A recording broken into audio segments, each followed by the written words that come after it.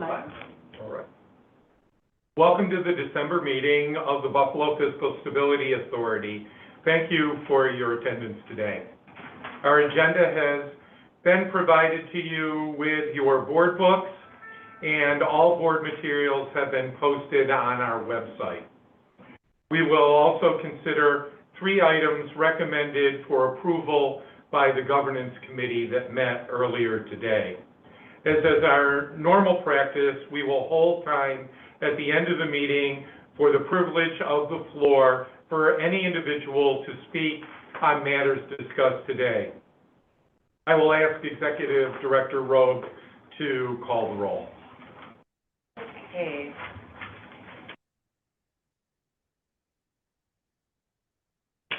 Secretary Floss? Here. Director Sanfilippo? Here. Mayor? Wait. Delano? Present. Thank you. County Executive Poloncarz? Present. And Vice Chair Jurasek? Present. We have a quorum. Thank you. Thank you, everybody. Our first order of business is to approve the minutes from the BFSA October 5th, 2023 board meeting. Directors will find draft of those minutes and the accompanying resolution in your board book under tab 2. Do I have a motion? So moved. Okay. Second? I'll second. Second. Okay. Are there any changes, corrections, deletions anyone wants to make? If not, all those in favor say aye. Aye. Opposed? The minutes pass. Now it's my sad duty to announce the retirement of our chair, Nils Olson, who has served with the authority with diligence, fairness, and who advocated strongly for the city and the residents of the city. He spoke frequently on the importance of forging a collaborative working relationship with the city and led this authority from a hard oversight board to an oversight board which has shifted to an advisory status, and which has changed, I think, the culture of not only our board, but also of the city. It could be challenging, requiring much patience at times, but he always conducted himself and his work with the utmost respect for the residents of Buffalo and for the future of the city. I'd like to read now a resolution and then ask for a motion of approval. Whereas on July 3rd, 2023, the New York State Governor signed into law Chapter 122 of the laws of 2023, known as the Buffalo Fiscal Stability Authority Act, which created the Buffalo Fiscal Stability Authority to assist in the restoration of fiscal stability in the city of Buffalo and within its covered organizations. And whereas Governor Patterson appointed R. Nils Olson, Jr. as BFSA's 4th chair on December 17, 2009, and whereas Chair Olson was reappointed by Governor Cuomo in 2011 and served as chair of the BFSA until his retirement on November 22nd, 2023. And whereas Chair Olson graduated with his Juris Doctorate in Law from Columbia University School of Law and has had an extraordinary career in both law and higher education, having the distinction as serving as the longest-standing dean of the University of Buffalo Law School from 1998 to 2007. And whereas Chair Olson oversaw the BFSA during tumultuous fiscal times and effectively led the BFSA through the exit of a control period and into the transition of an advisory period. And whereas during his tenure as chair, Mr. Olson oversaw the adoption of 14 financial plans which contributed significantly to the financial stability of the city and its covered organizations. And whereas Chair Olson was unfalteringly in his leadership during the enormous upheaval of the public sector resulting from the COVID pandemic and spent countless hours overseeing the precarious financial position facing the city and covered organizations, providing guidance and advice to assist the managing through the crisis to all extent possible. And whereas his colleagues' spirit and leadership led to an extremely effective board over the last 14 years, and whereas Mr. Olson has been tireless in working to promote the mission of the BFSA to help restore long-term fiscal stability to the city of Buffalo and its covered organizations, and in advocating for not only those organizations, but also the residents of the city of Buffalo. And whereas Mr. Olson's contributions to the BFSA and the community will endure well past his active service to BFSA, now therefore be it resolved that the Buffalo Fiscal Stability Authority does hereby honor and appreciate R. Nils Olson Jr. for his outstanding contributions to the Buffalo Fiscal Stability Authority and to the betterment of the city of Buffalo, its citizens, and the Western New York community. Approved December 5th, 2023. May I have a motion to approve this resolution? Motion. A motion. Second? Andy? Thank you. All those in favor? Aye. Aye. Opposed? Aye. Note that it's unanimous. Thank you. Nils, I think, has taught us all a lot, not only from being from BFSA, but all of the work that he's done for the community as Dean of the Law School, of his working with all of his students who are still here in Western New York, who are doing great work and still look for guidance from him. I know I've learned an awful lot from him over the years and really appreciate his friendship and his mentoring, not only in the BFSA, but obviously as a faculty member as well. So hopefully we will see him at least a few times more over the past time, and we understand that maybe this was time to do retirement, and we wish him really well in his retirement, and we hope that he and his wife and children have a good next few years. Anyone else want to comment? Would be appropriate. I would just like to comment that it has been an absolute honor to work under Chair Olson for, I'm surprised how many years it's been when I look at the resolution, basically since I started my career here, and I learned so much from him. He's always been so supportive of us and the staff, and it has been just a tremendous opportunity. My gratitude is overflowing on it. Anyone else? Jeanette? Amen to all. Thank you. Well, let's move on. We will now move to BFSA items. The Governance Committee met earlier today and has recommended board approval of the 2024 board meeting schedule, the 2024-2025 Minority and Women-Owned Business Enterprise Goal Plan, and the 2024-2025 Service Disabled Veteran-Owned Business Development Goal Plan, as provided under tab 1 in your board book. The accompanying draft resolutions are located under tab 3. I will bring each of the items separately for a vote. May I have a motion to adopt the regular meeting schedule for, and calendar for the year 2024. So moved. Second? Second. Okay. All those in favor, say aye. Aye. Opposed? Only Great. with- Yes. Fred, only with this footnote, those are only Tuesdays and Thursdays, correct, Nikki and Jeanette? That's correct.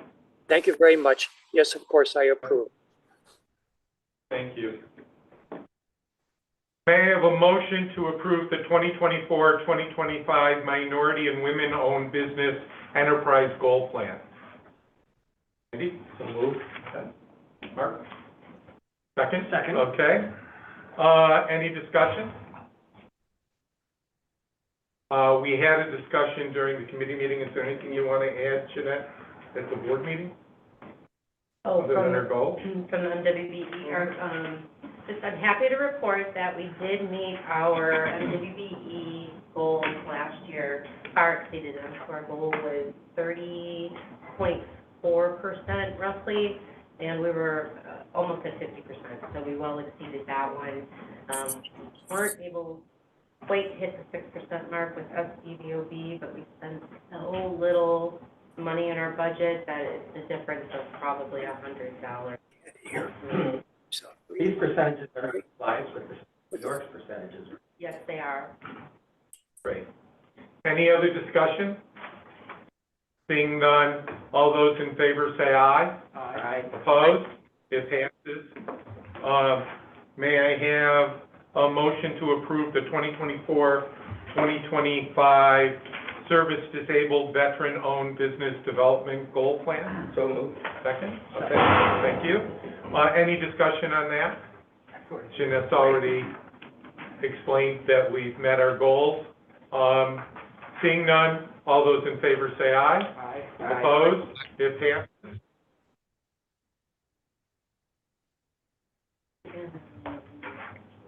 Okay. Can we go back to the meeting schedule, Jeanette? Yes, Which tab is it? I have, that is tab 1. After the first green sheet. After the first Okay, green got sheet, it, got it. exactly. So I thought I had moved all meetings Tuesday and Thursday, but I did not for the July meeting. So I'm going to propose that we make that Tuesday, July 30th. Okay. Is there is there any objection to moving that? Don't think we need another vote, so it would be moved to Tuesday the 30th. Okay? Okay, thank you. All right, no problem. Thanks, everybody. thank you.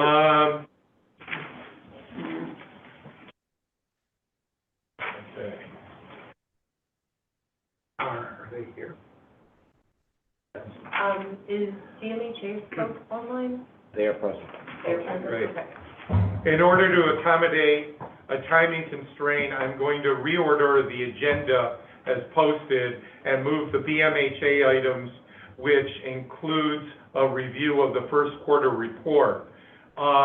We have Executive Director Brown and Deputy Executive Director Candelario attending remotely today. A report on this matter has been provided under tab 7. We'll begin with a summary of the first quarter report by Senior Financial Analyst Nathan Miller. Nathan? Thank you. Good afternoon. The following is an overview of the Buffalo Municipal Housing Authority's first quarter financial results.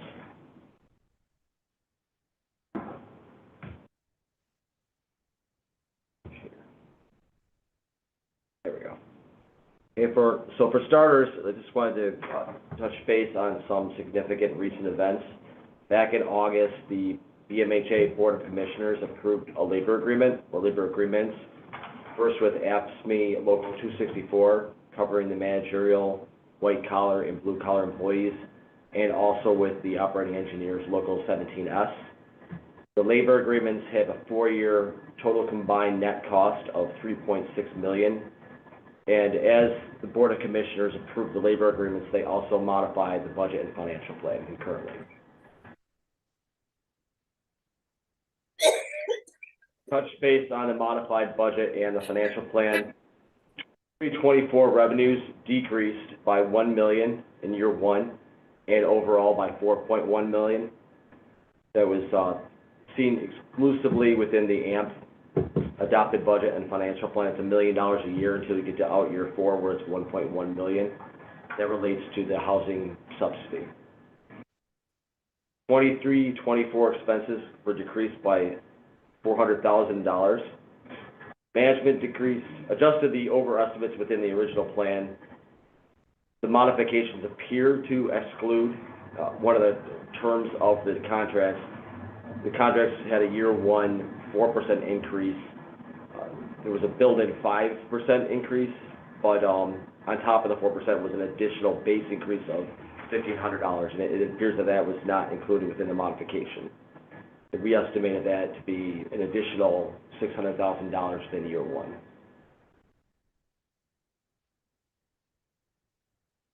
So, Nathan, Yes. is then the quarterly statements then balanced or not? They are balanced, yes, With the adjustment? with the adjustment. What's the status of other labor contracts? They are now settled with everybody through 2027 or 28. Okay. So the modified budget and the financial plan, I think we, excuse me. Next topic would be the occupancy rates. We took a look at both the asset management program and the Marine Drive. So AMP occupancy rates, excluding 80 Price and common repairing homes.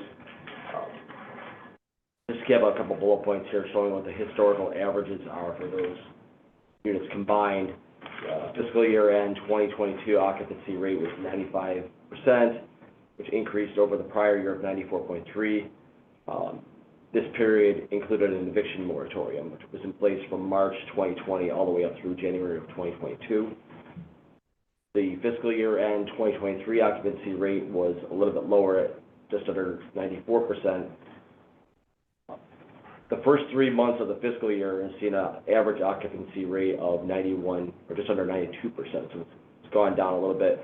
And what I've noticed in tracking this over time is that the occupancy rate has started to gradually but steadily decline since the eviction moratorium's lifting. Director Brown, do you have any insight into why that's happening? And can you tell us anything about your turnaround rate for trying to fill vacancies? Good afternoon, everybody. We are obviously, as the city's largest landlord, we are dealing with the fallout from the pandemic and the eviction moratorium still, and we will be for the immediate future. We see a very predictable but slight decline in the occupancy rate simply because for so long no one was moving, but in the vacant apartments people were able to move in. We have begun the process of bringing court actions against those with very large balances, but we still have a long way to go in terms of allocating funds that we received from the city to stop evictions, and we still have a long way to go in terms of having people get current. This all has a domino effect on our occupancy. I can say only that this is a problem that is shared by virtually every housing authority in the country. And I'm frankly happy that it wasn't a precipitous drop in occupancy as people, as the moratorium lifted and people began moving again. It was certainly possible that we would see a bunch of residents who had large balances simply what we call skip move and just move without addressing their balance at all. We didn't really see that, and I'm pleased about that. But we are working as hard as we can to increase occupancy, decrease turnaround time. On your policy for evictions, given that these are some of the poorest folks in the city, what has been the policy and what are you gonna do now that the moratorium has been lifted? Are you doing a lot of evictions and are there policies for those who have nowhere to go? What are you doing to deal with those individuals so that they're not homeless? We have filed very few evictions, certainly a fraction of the amount of eviction actions that were filed pre-pandemic. But there is a significant difference between the filing of an eviction action and the execution of an actual warrant of eviction. Those are extremely rare here. We really do not evict people who want to stay. We have made just incredible efforts on the part of the staff, and frankly, because of the city's allocation of $2 million in ARP funds, we've been able to prevent a lot of the people with the highest balances from being evicted. That being said, for many years, it developed here at the Housing Authority that the court process was essentially the collection process, for want of a better term. And so a lot of people do not make any payments until court action is filed. And then our attorneys meet with them in court. Often they're represented by Neighborhood Legal Services, and then we work out a payment agreement. I don't have the numbers right in front of me, but I can tell you that we have executed a fraction of the warrants that we would have executed pre-pandemic. And, you know, we want to keep people in these units. We just need people to start paying their rent. And, you know, we have some really startlingly high balances in various developments. Okay, maybe we could get some of that information from you, you know, at some time in the near future for us just to look at, to see what the problems are and where the problems are. That would be helpful. I can send the board the eviction statistics as well as the current balances, the tenant accounts receivable. Nathan may well have that in his files already, but I'll get you current numbers. Thank you. Nathan, do you have more? No, the second slide here just shows just like the trend that's within the amps, what's going on at Marine Drive as well. Director Ryan, do you want to say anything else? Do you want to address any of the things that are going on at Marine Drive? Or? Marine Drive, as the board is aware, is a very different situation because it is the last remaining state public housing development as opposed to federally subsidized public housing development. We receive no occupants or no operating subsidy for Marine Drive. So we always lose money on Marine Drive. There are really significant capital needs at Marine Drive, which was one of the major driving forces behind our initial issuance of an RFQ and subsequent entering into a development agreement, a redevelopment agreement for the entire development. The buildings are in pretty bad shape in terms of a lot of their systems, and what money we do have generally gets spent on emergencies. There are numerous units that are offline because the floor tiles are adhered to the floor with what was once acceptable adhesive, which has asbestos in it. So we can't pull up the rugs that are attached to these tiles because as soon as we disturb the tiles, the asbestos becomes friable and the unit is hot for asbestos. So there are numerous units offline, and that is a significant chunk of the occupancy decline at Marine Drive. There may well be some other community factors. I think maybe when people read that there's a big project going on there, they may pick a different development when they apply to us. But it's been very useful to have project-based vouchers, or rather Section 8 vouchers moving in there, because of course those generate subsidy, but there is still a significant percentage, the majority of residents there are paying rents that are so low as to be almost nominal at some point. I mean, they're certainly not nominal if you're the poor person who has to pay them, but from an actual cost perspective, you're looking at under $400 a month in rent for a one-bedroom unit with all utilities included. That does not leave us with money to make some of the necessary repairs there, which is why we're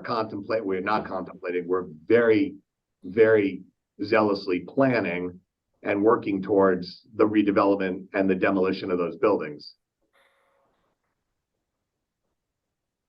Thank you. Are there any other questions for BMHA or any other statements you'd like to make? Mr. Brown, this is Director Jurasek. So let's see, there was $2 million of ARP money that you've been able to use to handle, to serve as cushion to handle or to minimize the damage from necessary eviction. So that's in the spirit of ARP legislation. You can't use any ARP money for Marine Drive as a kind of revenue relief because it belongs to the state of New York?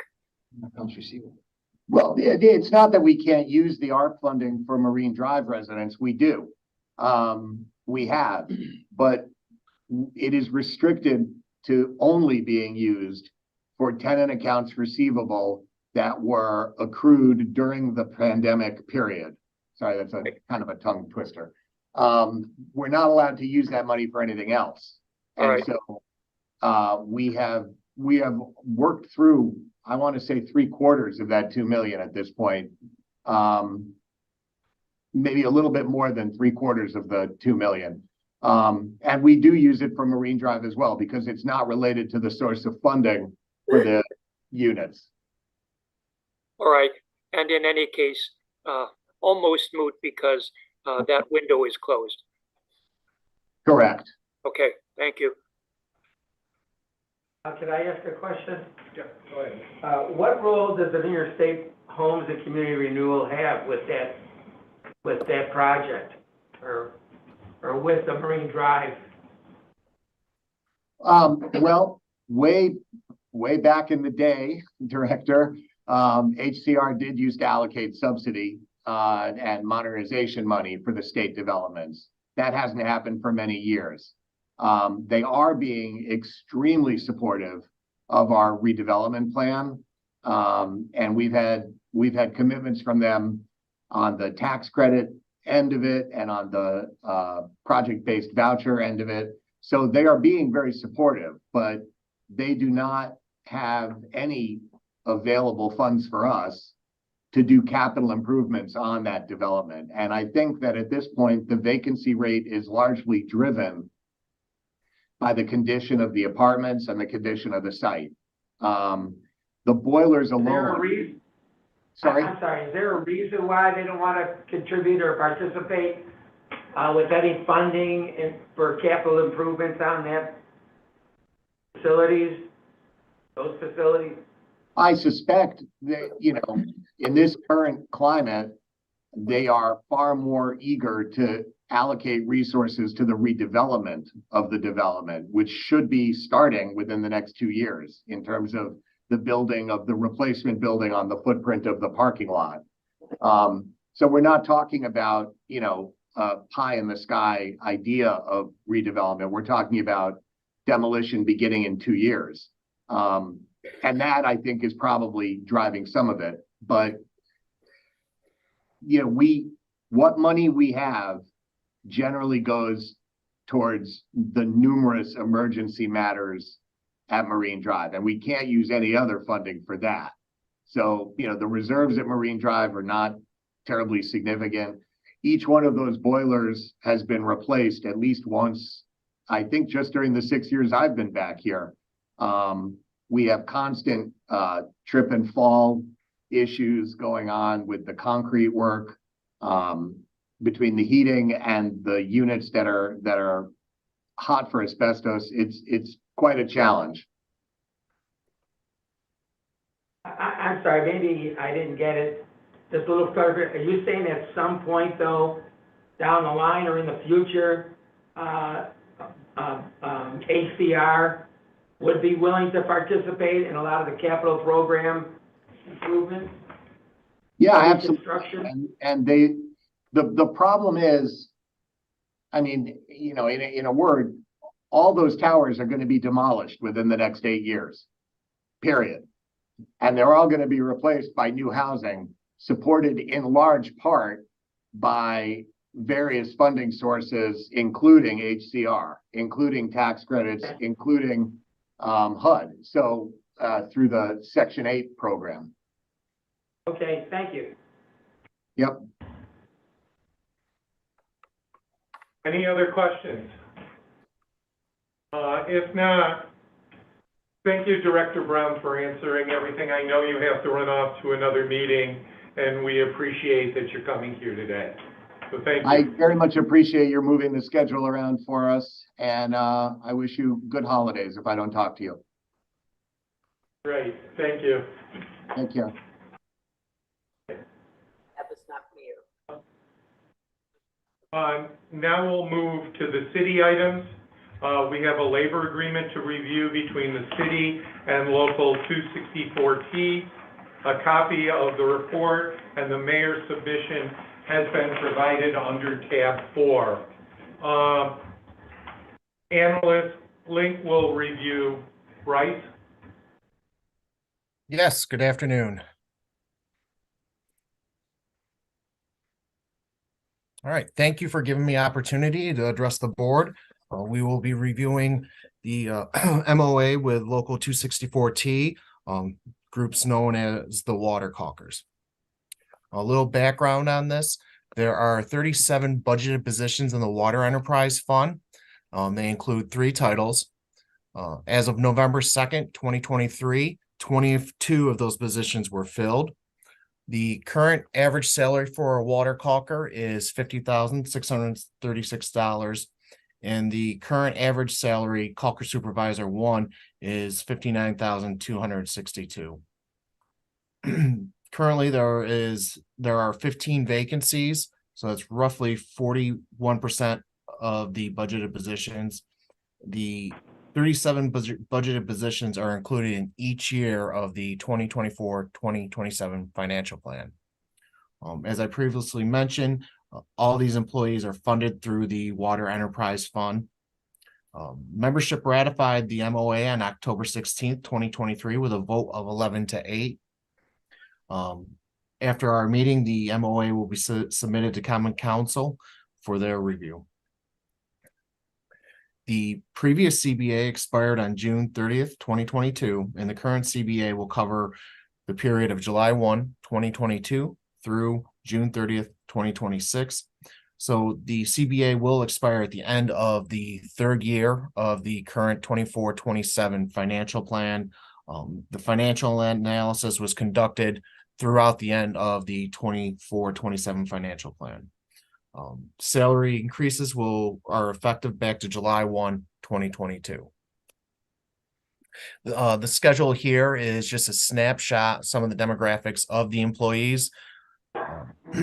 Currently, there are 8 employees that are Tier 4 with an average age of 47 and 18.2 years of service.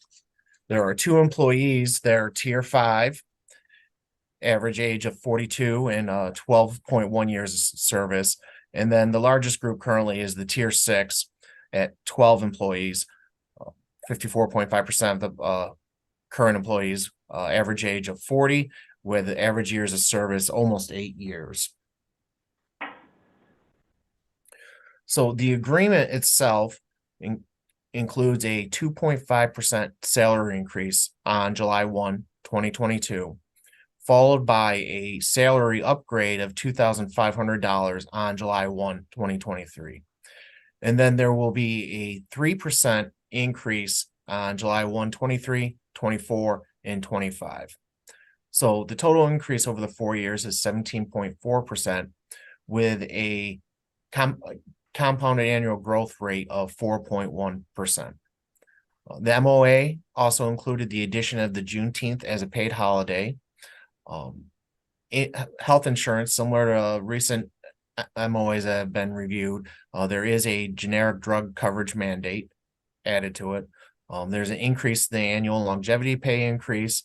The standby allowance is increased to $150 a week. The safety and work clothing allowance is increased to $300 a year. And these employees will now be included as essential workers classification. One other thing I want to note is that after this MOA, there's supposed to be a single consolidated handbook put together. Previous MOAs were kind of some, not necessarily side agreements, but were never consolidated into a handbook. So I think the last formal handbook goes back to 2002, 2003 period. So going to the health insurance piece, active employees, new contract terms, there is the generic mandate requirement for prescription drug coverage. Employees are required to utilize generic prescription drugs when available on all new prescriptions after ratification. This provision will extend to employees who retire after the ratification of this MOA. Employees who select non-generic brand will pay the difference in retail costs and name brand copay unless necessary. The generic maintenance medication will be dispensed in 90-day supplies through the mail. If there is no generic equivalent, members pay only the indicated copay. And then there is a clarification on language of what defines newly prescribed medication. Outside of the generic mandate, there are no changes to the current health insurance for current employees. So this chart here breaks out what is available to current employees. Those employees hired before July 1, 2013 have the option of enrolling in the POS 204 or the 201. If the employee chooses the 204, it's at no cost to the employee. The 201 is selected, the employee must pay the difference of the higher of the two plans. If the 204 is selected, employees may receive the 105H plan, which is currently $270 per year for single coverage, or $520 a year for family coverage. Now, for employees hired after July 1, 2013, only the POS 204 is available to them. There is an employee contribution. For single coverage, it is 25%. Family coverage is 15%. And then the 105H plan is not available to employees hired after July 1, 2013. This is just a breakout of the two health insurance plans that are available, what the current rates are. The 201 is $7,744 for single coverage. Family coverage is $20,830. The 204 plan is $7,586 for single coverage, and the family plan is $20,404. Next chart just identifies retiree health insurance contributions. So for employees hired prior to July 1, 2013, at time of retirement, there is no expected coverage long as they have a minimum of 10 years of service. There is no coverage at retirement provided to any retirees that don't have that minimum. Those hired between July 1, 2013 and November 22, 2017 will have a contribution amount similar to what they contributed during active service. So 20 plus years, it'll be family coverage contribution of 15% and then single coverage of 25%. And those contributions increase based on number of years of service. So if they're between 15 and 20 years of service, family coverage is 25%, single is 35%. And then 10 to 15 years, it's 35% for family coverage, and single coverage is 45%. Anybody hired post November 22, 2017, is not eligible to receive retiree coverage. Take it back and put it in the refrigerator. The next chart here is just illustrating what the current longevity is compared to what is included in this proposal. So you see, after 5 years of service, it goes from $260 a year up to $600, 10 years, $585 up to $1,000, and then when you get to years 25, that goes from 1,560 to 2,600. These increases are in line with other unions that have over recent years had a increase in their longevity. The chart here is demonstrating the financial impact of this MOA. 1 year of actuals for fiscal year 22-23, and then the 4 years projected. All calculations are based on 100% fill rate of 37 employees. So we already know current year the amount will not be that high based on the vacancy of 15 positions. So retroactive and current year costs have been adequately budgeted for, and then prospective costs were included in the 24-27 financial plan. The administration's provided a letter indicating that if additional resources are needed in the out years of the financial plan, adjustments to active and retiree health insurance payments could be made to cover any potential shortfalls outside of the necessity of a budget modification. In conclusion, based on our review of the labor contract, the terms of the contract are reasonable and affordable.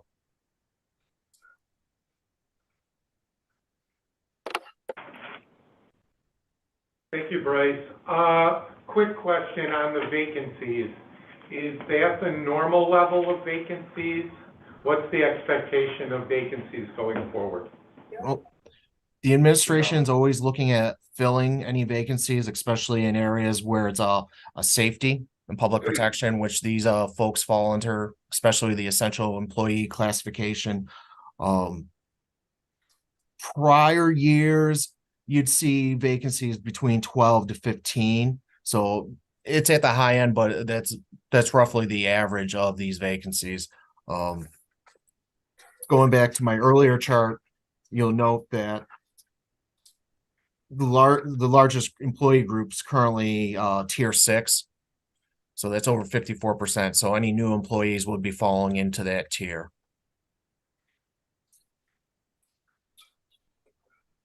Thank you. Commissioner Dowell, do you want to add anything at this time? No. Are there any questions from the board? Only this question. This is Jeanette Jurasek. When we study the city's 4-year plan, I'm speaking of my own perceptions now. It's always very clear what the intentions are in terms of police and fire protection and augmenting active staff levels. It's just conspicuous, and I understand why. But for all of the other units, like this one, Calkers, I don't know if it's relatively small. Mr. Dahl, would you say it's kind of in the middle in terms of size of the unit? Yeah, I mean, yes. I mean, as Bryce noted, I believe it's 33 budgeted positions. It might be 24 or 25 of that's filled. 2 quick things real quick. I should have acknowledged and well, first, thank you guys I apologize for not being able to make it in person. The goal was making it in person, but something did come up where I couldn't make it on time. 2, in regards to working with admin and finance along with the law department and local 264T, just trying to get through an agreement. And one of the things that did come up during negotiations is that they're having a hard time filling certain positions. It's not as if the city's not actively trying to fill these positions. We've noticed that a lot of people, this is not a job that they'll like to do. Residency was an issue, and then also pay. So that's why we try to address some of the issues that we can during negotiations, and we do look at this group as being essential to city services, and we'll actively continue to try to fill these positions to the best of our ability. Yeah, and that's in a sense there's a parallel for the district trying to hire competent drivers. It's just almost an unfillable gap. Just as you said, it's difficult here. But here's my question: when we look at the 4-year plan, let's take the Calkers, for example, or any other unit. I haven't been paying attention. Is the assumption that all units will stay in the size, staff size that they currently have in the current budget year? Or do you see some units, like the Calkers, who actually need another 12 positions or 12 fewer? Does your strategic plan, or rather the 4-year financial plan, tell you which units need to be right-sized, too large or too small? No, I think I mean, we look at especially during the budget process, what can we go with and without. Like as stated, it's difficult to fill a lot of these positions, and then also the positions that's not filled, we have others doing. And when we hear from the workers, like doing 264, 17, any other union contract we have finalized, is that this do come up. I mean, we actively, and we work with our commissioners, our deputies, our directors on filling these positions. We get the same question from council, and we try to figure out ways, how can we fill these positions? But I think really to answer your question, if the budget allows, and if the need is there for us to add positions, so we will. The goal is to include the positions at the beginning of the budget and not during the year. And if we have to shift position titles around, we definitely have to have discussions with the union, then we will do that. But right now, the work, to my knowledge, is getting done based off the personnel we have. But as soon as we can get others to fill those positions, we will. Is there any sort of a outreach program going on with human resources to maybe go into some of the city trade schools, or somehow to reach out to the Buffalo Public School System to see whether or not there are opportunities for upon graduation from a trade school from the city of Buffalo to perhaps pursue trying to fill these positions? Yeah, thanks for that question. I mean, we've discussed it and have various conversations on how can we get people in. Well, she was like our mechanics. We've been short mechanics for whatever period of time. We're battling against the dealerships who can pay more than what the city can pay. We're battling against the area county, battling against the state just to fill the positions. We're working with like the high schools. I know our new fleet manager, one of the things he's been assigned is to try attain new and young talent. I think one of the key things, like I said, is pay. I mean, we, of course, try to be as fiscally responsible as we can. We can't compete a lot, but the goal is to try to get people to want to work and come to the city, work in the city, and then help and fill some of these positions. So I know the drive and the push is to say, what can we do to address this issue? And I know various departments within the city are working their best and trying to figure out ways to get new talent to fill these positions. Okay, so it's not going unaddressed. It's not going unaddressed. We're fully aware, and we hear from the departments that they do need to have these positions filled. We just haven't really figured out how. Well, I just thought that based on the fact that, the residency requirement is maybe somewhat of a problem. I understand the pay side of it, but that's why I would say about if there's outreach into the public school system, these possible candidates already live in the city. So that would kind of like negate the residency requirement issue, I would suspect. That's all. Understood. No, as long as you got an outreach program going on, and one of the issues besides pay is residency, I thought internally within the city's, school district, that there would be kids coming out of the trade schools that would be interested in taking those positions. Right, understood 100%. Next meeting, I can follow up with these various departments to see where you're at and what initiatives, what have they done to address it, and then report back to this group, or send an email to Bryce and Jeanette, and they can share with the board. Thanks. Thank you, Commissioner Dow. I want to recognize the union leaders from 264, and thank you for coming today with all of this.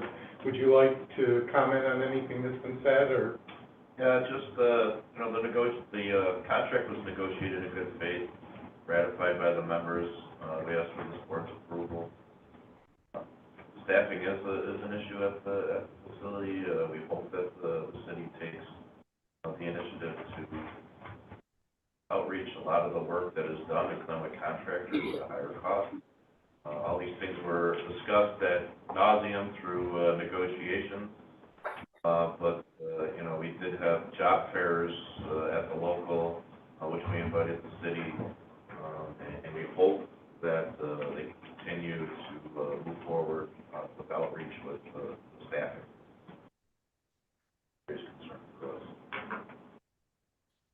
Thank you. And thank you for being here. We really do appreciate it. Yeah. With everything. Okay. Bryce, do you have anything else? Does anyone else on the board have anything? If not, we'll accept the report and move on.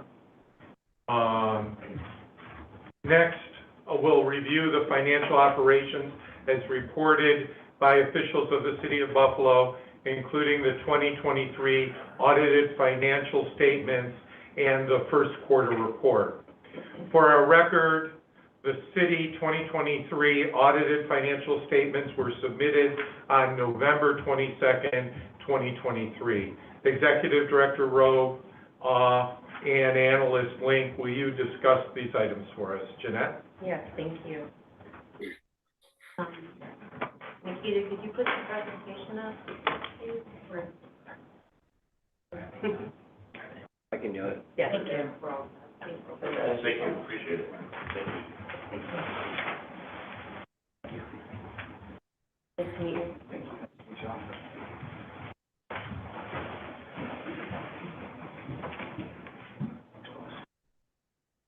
All right, we'll just get the presentation up.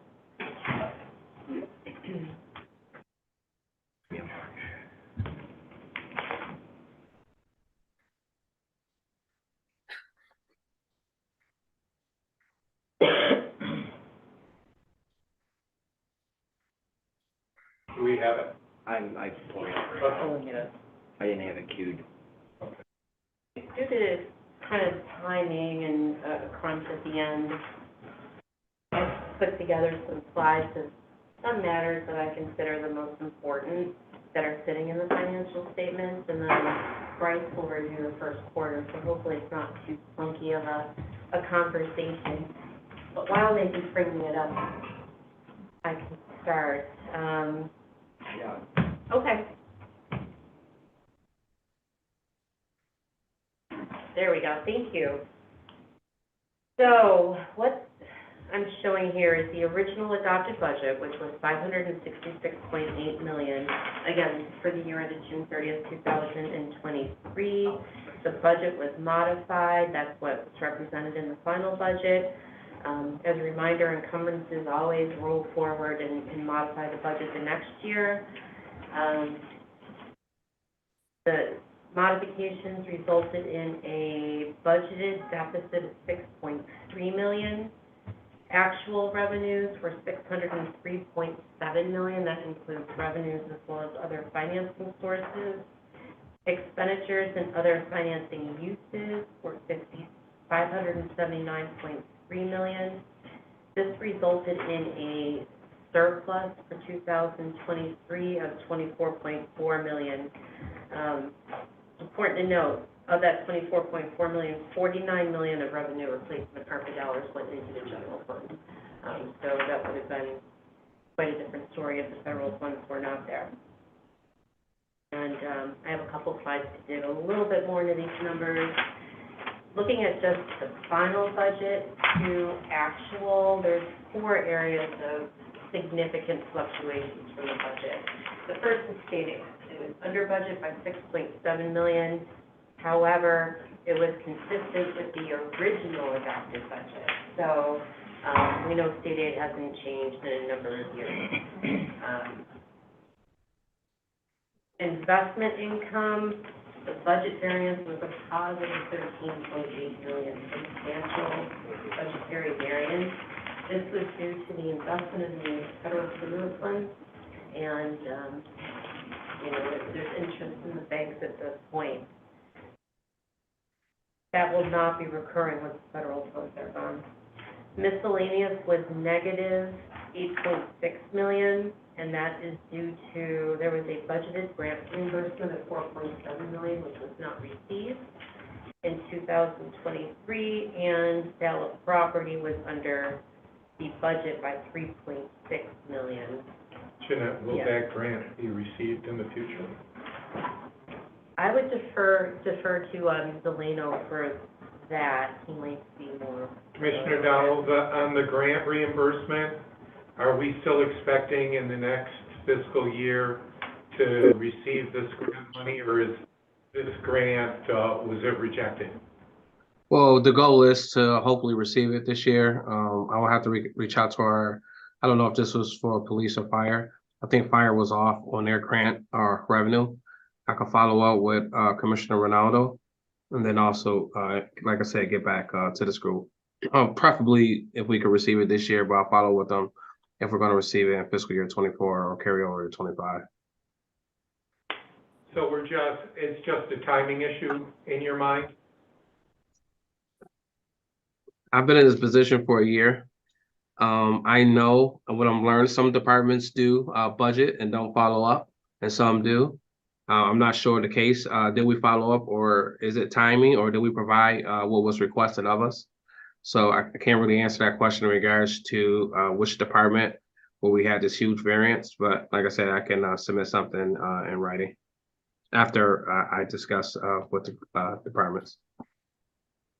Thank you. Thank you. And then the, Can I ask a question? yeah, What was the significant variance in public safety? Is that overtime? What was, that's overtime. it's all overtime. Mm-hmm. All personal services overtime. And then local sources revenue, the significant budget variance of $7.4 million, and that really is due to sales tax.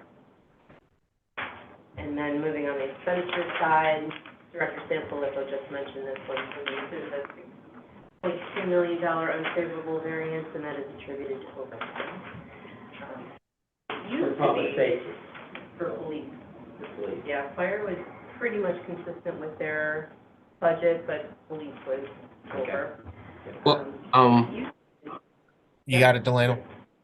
Yeah, one thing I've noticed, and I'm fully aware, especially coming from the comptroller's office, where it seems like we always exceed the budget for overtime. And I guess you can look at it from both ways. Do we push departments to take the overtime where we had a number too high, or do we be fiscally responsible and budget based on prior year actuals? One thing with police that I did learn that they do have a grant that they do get reimbursed for overtime. And I'm not sure if we receive those grant funds to offset that excess that's showing on the screen now, but that's something else I can follow up with Commissioner Gramali on if we did receive the grant. Because I had the same question for them for the first quarter of fiscal year 24. They were kind of like past their, they didn't exceed their budget for the year, but when you look at year over year, they were higher. But when I did have a meeting with him last week, he did say that, I think it might be lead grant, I can't remember the exact grant, that they do get to offset that overtime cost. Right, so Delano, based on the government activities statement, where it says public safety from 2022 went from 281 million to 346 million, am I reading this correctly? Mm-hmm. Some of that's reimbursable? Yes, so some of their overtime, yes, is reimbursable for police. New York or federal money? I believe it's New York. And one other thing is to keep in mind here is part of that overage is going to be attributed to the PBA arbitration Yeah. because the adopted budget was as July 1st, and then the arbitration award came out end of July. So when you're looking at adopted to final, that PBA wasn't arbitration award was not fully accounted for at that time. Right, and that they had to attest to the increase that we gave to them, the 3% and 3.25%, and also taking into account the snowstorm from November and then a blizzard in December, which caused like a spike in unbudgeted costs for actually all public safety. But some of that would have been reimbursable by FEMA. Did we get? We're still in negotiation, not negotiation. We're still working with FEMA. We haven't been reimbursed at this point in time for either one. I think might have seen a small percentage for the November storm, but the December blizzard, which we budgeted, estimated cost of 10+ million. We haven't received anything from FEMA at this point. We're still working with them. The November storm did not qualify because the state did not exceed the $35 million threshold that had to be statewide.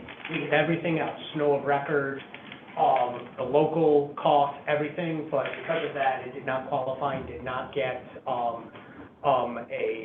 declared snow disaster for it. For the December storm, that was declared a major disaster, sort of superseding the standard practice, going all the way to the president to do that. It is probably going to be another year, maybe 2 years, before reimbursement actually comes in from FEMA. They're notoriously slow, and they're still catching up from all of the COVID era disasters that have really caused a substantial bottleneck. But a good amount of that, the December storm should be eligible for that 75% reimbursement. Right, and we're continuing working with dishes along with FEMA and providing whatever additional backup documentation they are requesting from the city. I mean, we know it's a process. Of course, we would like that money back in 23, also in 24, but I mean, at the end of the day, it's patience for us. Thank you. So one thing that was mentioned before was I'm curious about the interplay between the utilization of the revenue replacement funds to balance the 2022-23 budget, and then the fact that the year is ending with a significant surplus. This comes completely from a place of ignorance because the county chose a different route for the use of the revenue replacement funds. But is that sort of eligible under the final rule to be able to accept that money and then ostensibly turn that into fund balance? Well, one is, I mean, we follow the Treasury guidelines. I mean, Erie County is going to operate their money based off of what they think best for them, and the city of Buffalo will do vice versa. Two, basically, we didn't lay anyone off during the pandemic. If you look per the Treasury guidelines, if we are still trying to recover from the loss of revenue due to the pandemic, I believe started in March 2020 and until now. We continue to try to recoup those revenues from 2020 up until now. And based off the Treasury guidelines, we are able to set aside funds for lost revenues. There's a calculation that allow us to set aside so many dollars to offset against certain expenditures. And then we submit documentation on those expenditures that the city have incurred and then set that money aside to offset any shortfalls. So I believe police and fire, what we've been setting aside, the number of hours and whatever the salaries are for those individuals. I know, as everyone knows, we set aside, I believe, $100 million in original art plan. We fully recognize that full $100 million up until end of fiscal year 2023. We initially budgeted, I think, almost like maybe $52 million to use in 53. As Bryce and Jeanette noted, we used $49 million. We incurred costs to offset against our lost revenues, and based off the Treasury guidelines, this is something that we can do. We fully understand, and not to get off topic, but we had an excess this year around $24 million. We know once we don't have our really starting fiscal year 26, fiscal year 25, that the city will have to find additional revenues to cover budget shortfalls, reduce expenditures, or manage expenditures better. But it's not as if we're intentionally trying to pad our books. We're just continuing to provide services. In order to continue to provide these services, police, fire, DPW, and to offset that expense, we are using ARP dollars to be able to provide these services to the taxpayers and citizens of the city of Buffalo. So Commissioner, then, are these under restricted reserves? Are they in any categories? It's under a category. When you look at the spending plan that was approved by council, I believe in 2021, we had set aside $100 million in revenue replacement. That $100 million was set aside to offset against the revenue that we lost from 2020 up until now. Okay, and so you're saying you're going to use the 24 million to backfill the money? Is that what you're saying? No, the 24 million, that's an excess from fiscal year 23. But when you look at our general fund or our fund balance, you'll see that we increase our fund balance from fiscal year 22 to 23 from 125 million to 149 million. That difference of $24 million is the excess from the operations from fiscal year 23. One thing you also will see, we had to increase our judgment and claims. Last year, our judgment and claims, we set aside 5 million. This year, we set aside 23.2 million. Portion of that 24 million excess from 23 went towards our judgment and claims. Portion of 1/5 of the Ellis case, the 43 million that we just settled, we set aside, and then we also set aside another like 14 million for potential judgments and payouts in fiscal year 24. And then we also had to increase our capital outlay account, and then you also see encumbrances went up by like another $7 million year over year. So it was an excess of $24 million at the end of fiscal year 23. But when you look at our fund balance, we allocated that excess out for potential payouts in the future. Thank you.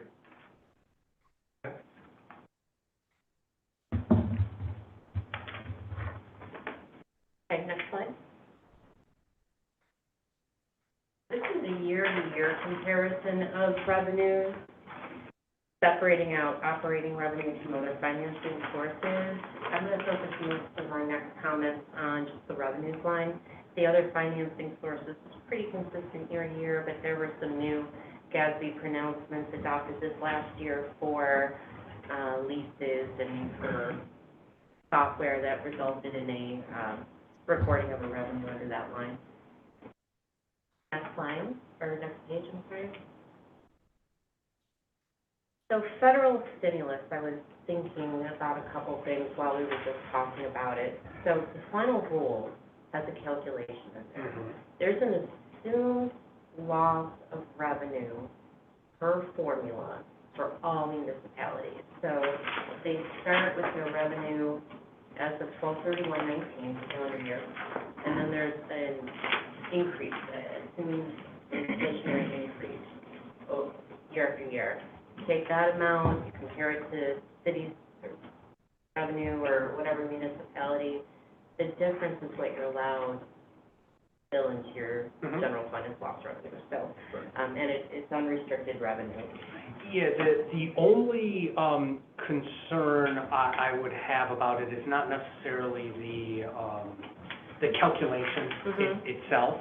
It's that the revenue loss portion of the ARPA funds are still subject to the same obligation and expenditure guidelines as everything else. So that means need to be obligated by the end of 2024, need to be fully expended by the end of 2026.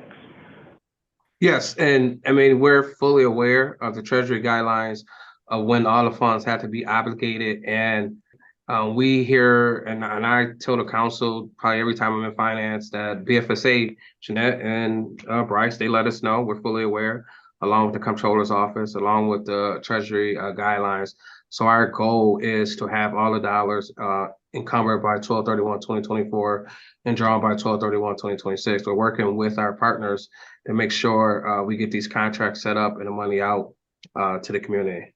I mean, we report to the Department of Treasury quarterly on where we're at with those funds, along with filing it with council and also providing the quarterly reports to the BFSA.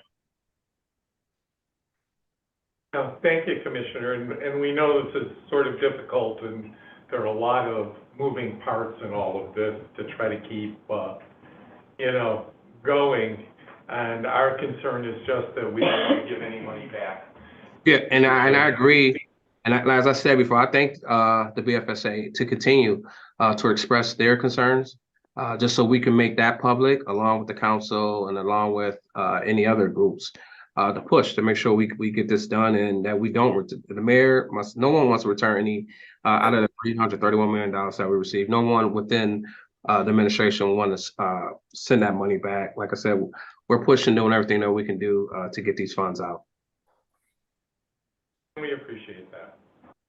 Okay. Yes, thank you. So total revenues increased $53 million. As you can see from this chart, the vast majority of it is all in the federal stimulus category. Revenue year to year was a decrease of $31.6 million. That's because last year there was the repayment of the several years of withheld amounts during the litigation that was going on with Seneca Nation. 7.5, I just want to highlight that the revenues are coming in lower than what was originally expected. It was $11 million budgeted for current year collections, so we are certainly keeping an eye on this. I know Commissioner Dowell is as well. He's talking about that. With the compact getting extended for the end of March, that'll at least give the city some amount of knowledge that they're going to continue getting that at least through 3/4 of their fiscal year. Correct.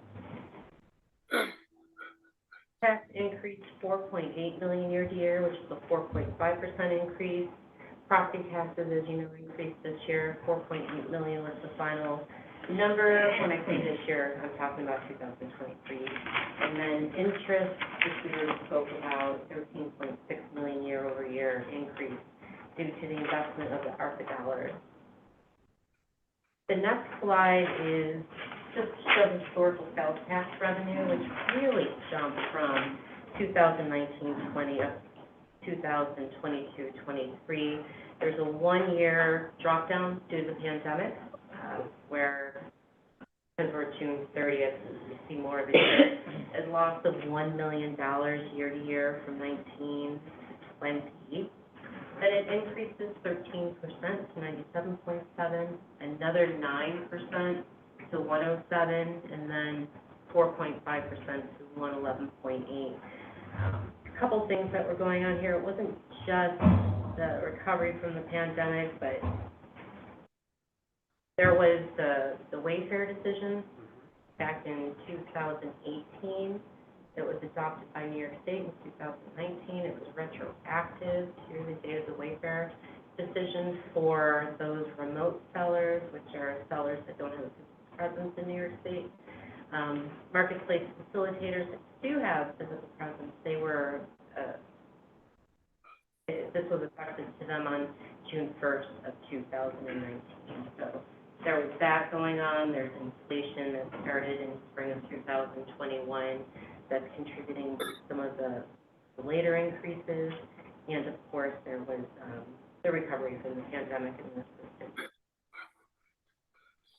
We have seen sales tax start to taper off. What we're seeing at the county level is what we believe is more a return to normalcy. Right now, year to date, the county is at 2.87% growth, where 2 months ago we were at 4.7%. We've had a couple particularly negative reconciliation periods that happened, but we think this return to 1.5% to 3% average growth is really where we're going to be, rather than the 7, 8, 10%, annual growth. So I don't think Certainly the county isn't, but the trickle down because of the sales tax sharing that happens, I would caution any municipalities for automatically thinking that sales tax is going to be that get out of jail free card, that it has been over the last 2 to 3 years. I think we all agree. Okay, next slide, please. This is year-to-year comparison of general fund expenditures, which increased $25.5 million for expenditures, and other financing uses increased $26.5. The other financing uses is all due to ARPA money. Revenue came in and got transferred out to another fund where that activity is reported. So looking at that $25.5 million, everything seems to go up a little bit, except for FinTech, which had a significant increase of $12.4 million, which is 8.5%. That's really the big driver in the year-to-year change. I did drop down a couple other lines in here just so we can kind of get a sense of what's going on with the other major categories. General government support increased $4 million year over year, which is 6%. Streets and sanitation increased $3.3 million. As was mentioned before, we had the November storm, we had the December blizzard. FEMA presumably will reimburse a portion that are deemed allowable. November was excluded, as we spoke about. And within employee benefits, the majority is really 2 categories. There's health insurance for active employees, which increased year over year by $7.9 million, very large increase percentage-wise. And then the rest is for the set aside for collective bargaining. The police are currently out of contract. All right, next slide is just a kind of a historical picture of the final budget versus actual budget for revenues. And what you're seeing here really is a reflection of the ARPA money that came into the general fund. Next slide is the same thing, but for expenditures. This demonstrates the impact of ARPA, because we have the corresponding transfer out, the financial impact of the storms, negotiated wage increases, and as Bryce mentioned before, the arbitration award. Kind of a quick rundown of some of the big unions. So police expired 2019, but our award brought them current up to June 30th, 21. Firefighters expire at the end of 25. Same with blues. White collars at the end of 24. All right, next slide, please. The next is fund balance. Here, compared to year, as we know, it increased $24.3 million. Top 2 categories, pretty consistent, but what you see is a replenishment of the assignments of fund balance, and you know, I mentioned that earlier, that it was a replenishment of judgments and claims. Sorry, Jeanette. Yes. I didn't mean to steal your thunder, Jeanette. Yours and Bryce. Sorry. That's okay. That's okay. I feel like I'm repeating a bit of myself in this discussion, so I'm going quick. Not repeating myself, but repeating other people. Non-spendable restricted fund balance. These are funds that either they're not readily convertible to cash, like real estate, or they can only be used for specific purposes. What I really want to highlight here is the use from the refuge fund of $19.4 million. That's an increase of 3.7. That's a reflection of the refuge fund continuing to operate at a deficit. The general fund is on the hook, so to speak, for the cash deficits. They have loaned $19.4 million to the solid waste and recycling fund. That is an opportunity for the city also, though. It's an opportunity that if they can get the refuge fund balanced and generate enough to repay this loan, it's an opportunity for the city to be able to take that money out of non-spendable restricted and move it down to the other fund. What's the distinction between committed and Committed is the rainy day fund. Correct.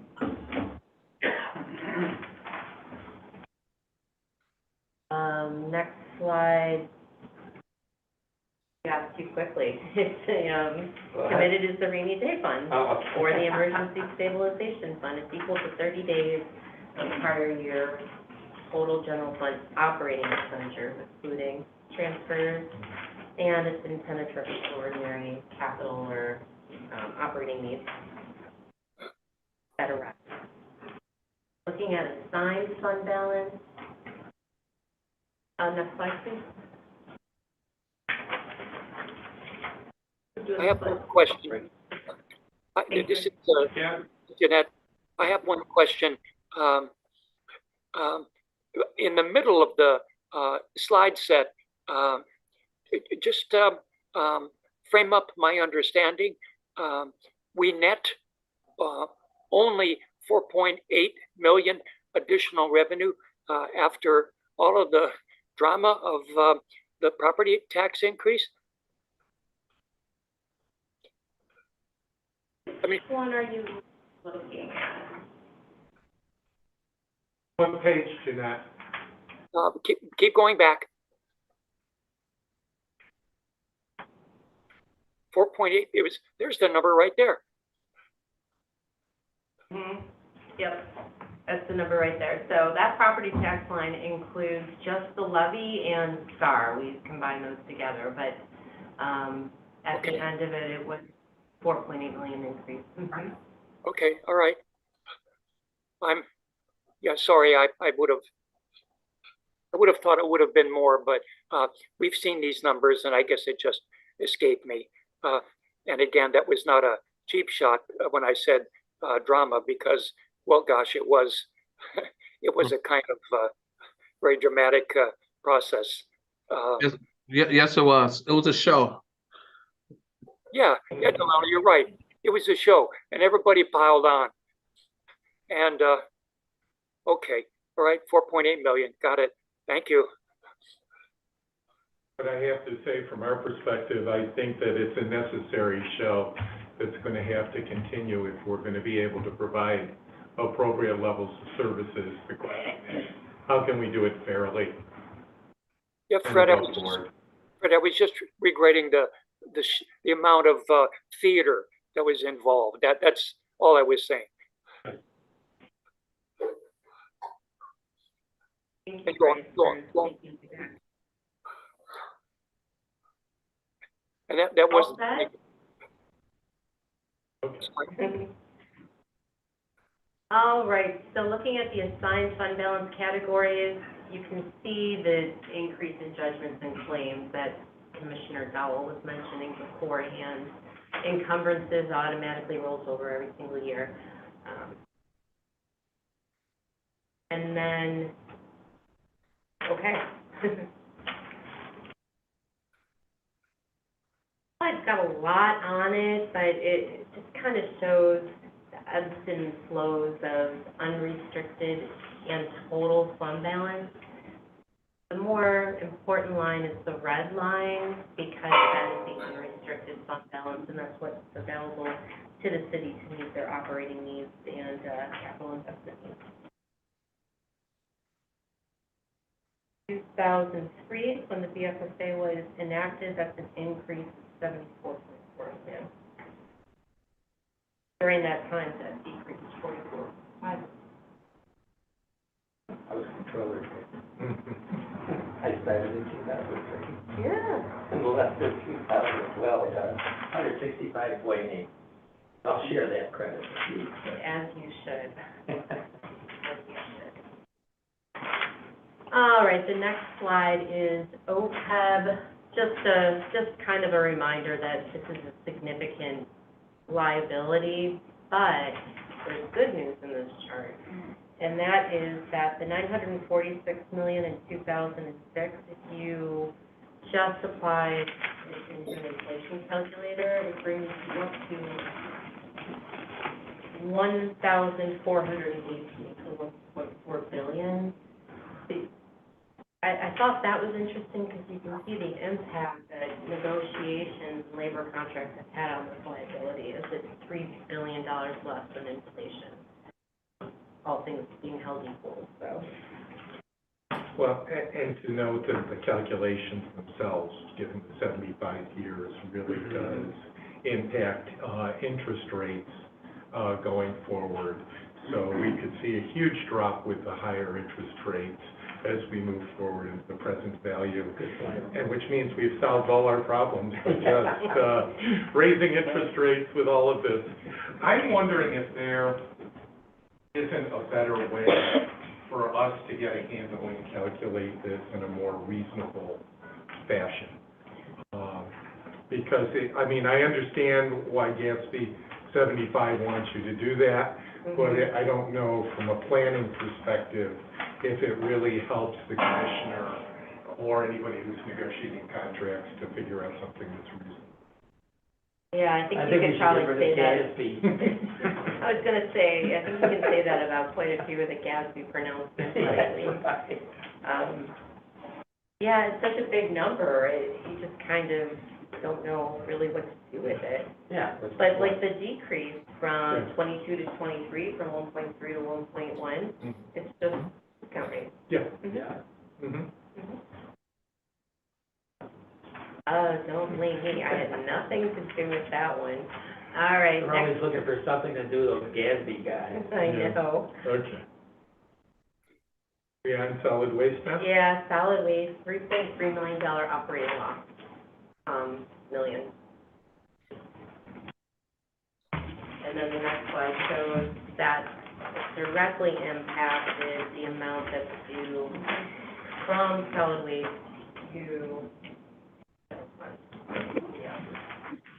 There now looks to be a 5-year trend. Is there some reason for the trend that we know about and can make a recommendation about?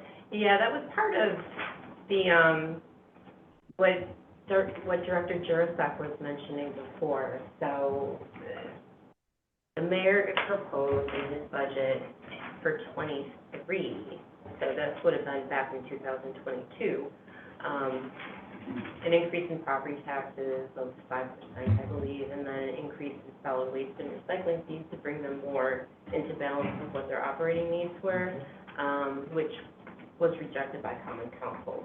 So there was an increase put into place this past July 1st.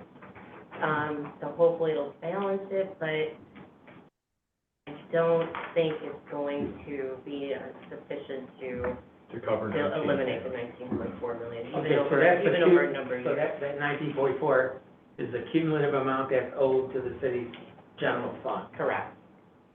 And it's, And they've never they're really not had paying any interest on rate it. increases though, have they, in the solid waste fund? They just had one July Yeah. 3rd.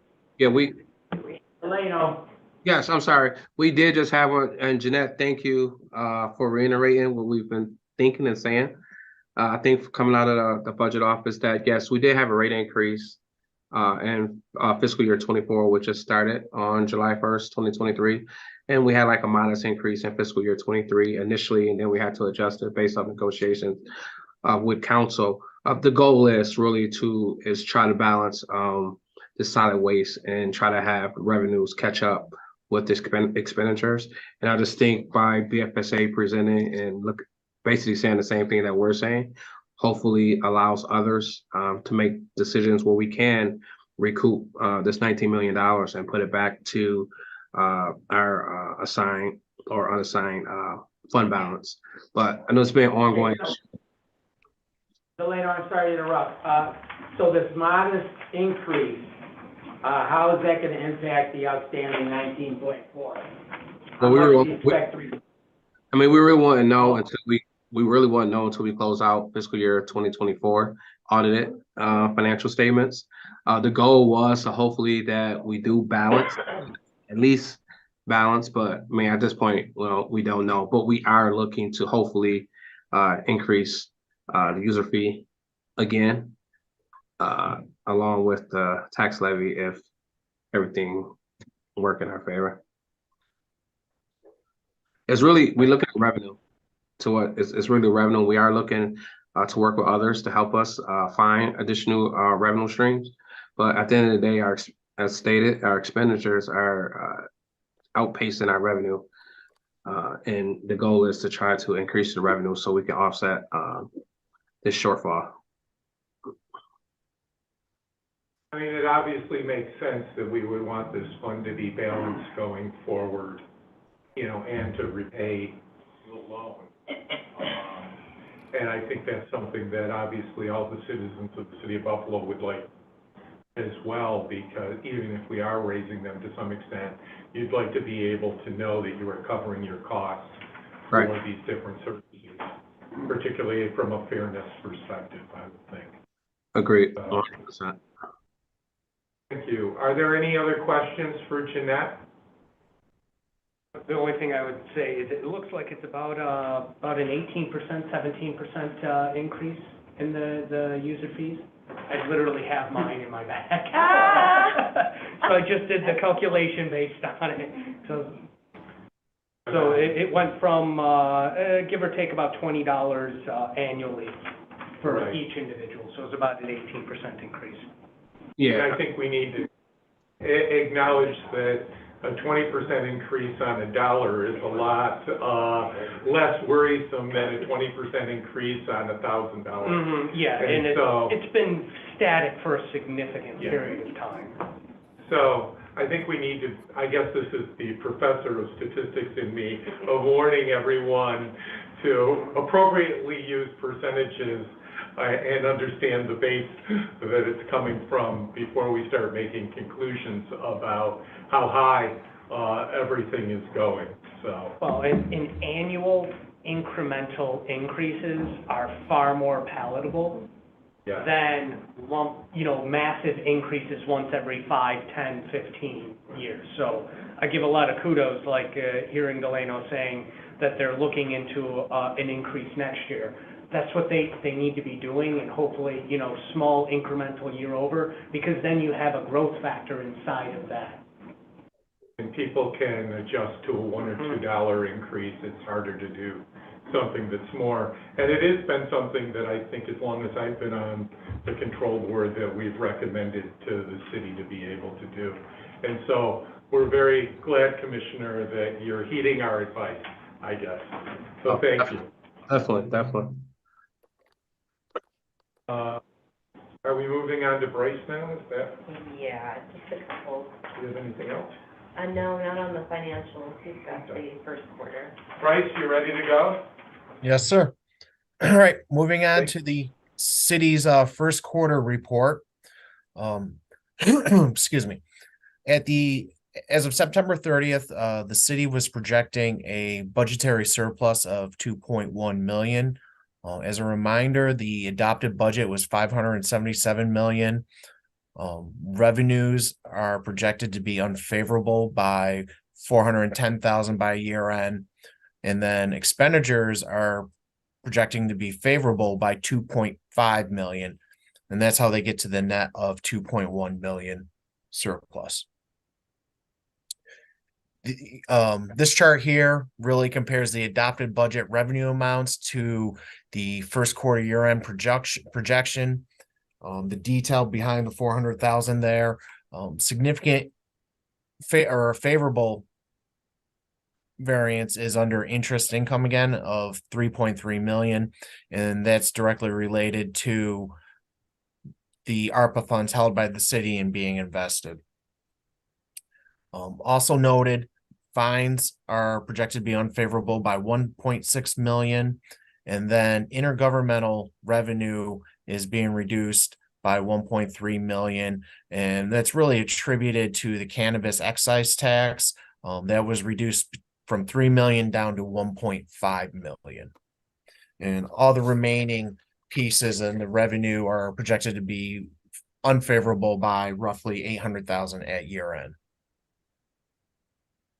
The next slide is expenditures, adopted budget, and the first quarter year-end projection.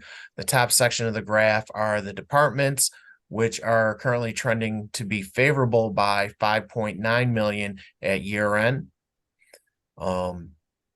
Total general charges are projected to be favorable by 10.7 million for a net favorable 16.6 million. However, transfers out are projected to be unfavorable by 14.1 million. So that's how you get the variance, net variable variance of 2.5 million.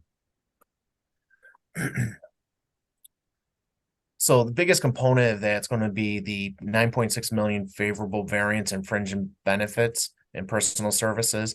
On a combined basis, health insurance is estimated to be favorable by 5.2 million. And then there is a 4 million favorable variance in pension expense. And that's on a combined basis of ERS and PFRS. Now, the transfer out are currently unfavorable by 14.1 million. It's expected that this will be offset with ARPA program revenue. And one can expect this transfers out unfavorable variance to increase as the year progresses and the city executes more contracts and transfers funds out. So I assume the following quarters will see that amount increasing. Now, these next slide we have are the budgeted FTEs compared to filled positions. I do want to note these numbers are different compared to the memo that was released. There was an update on those.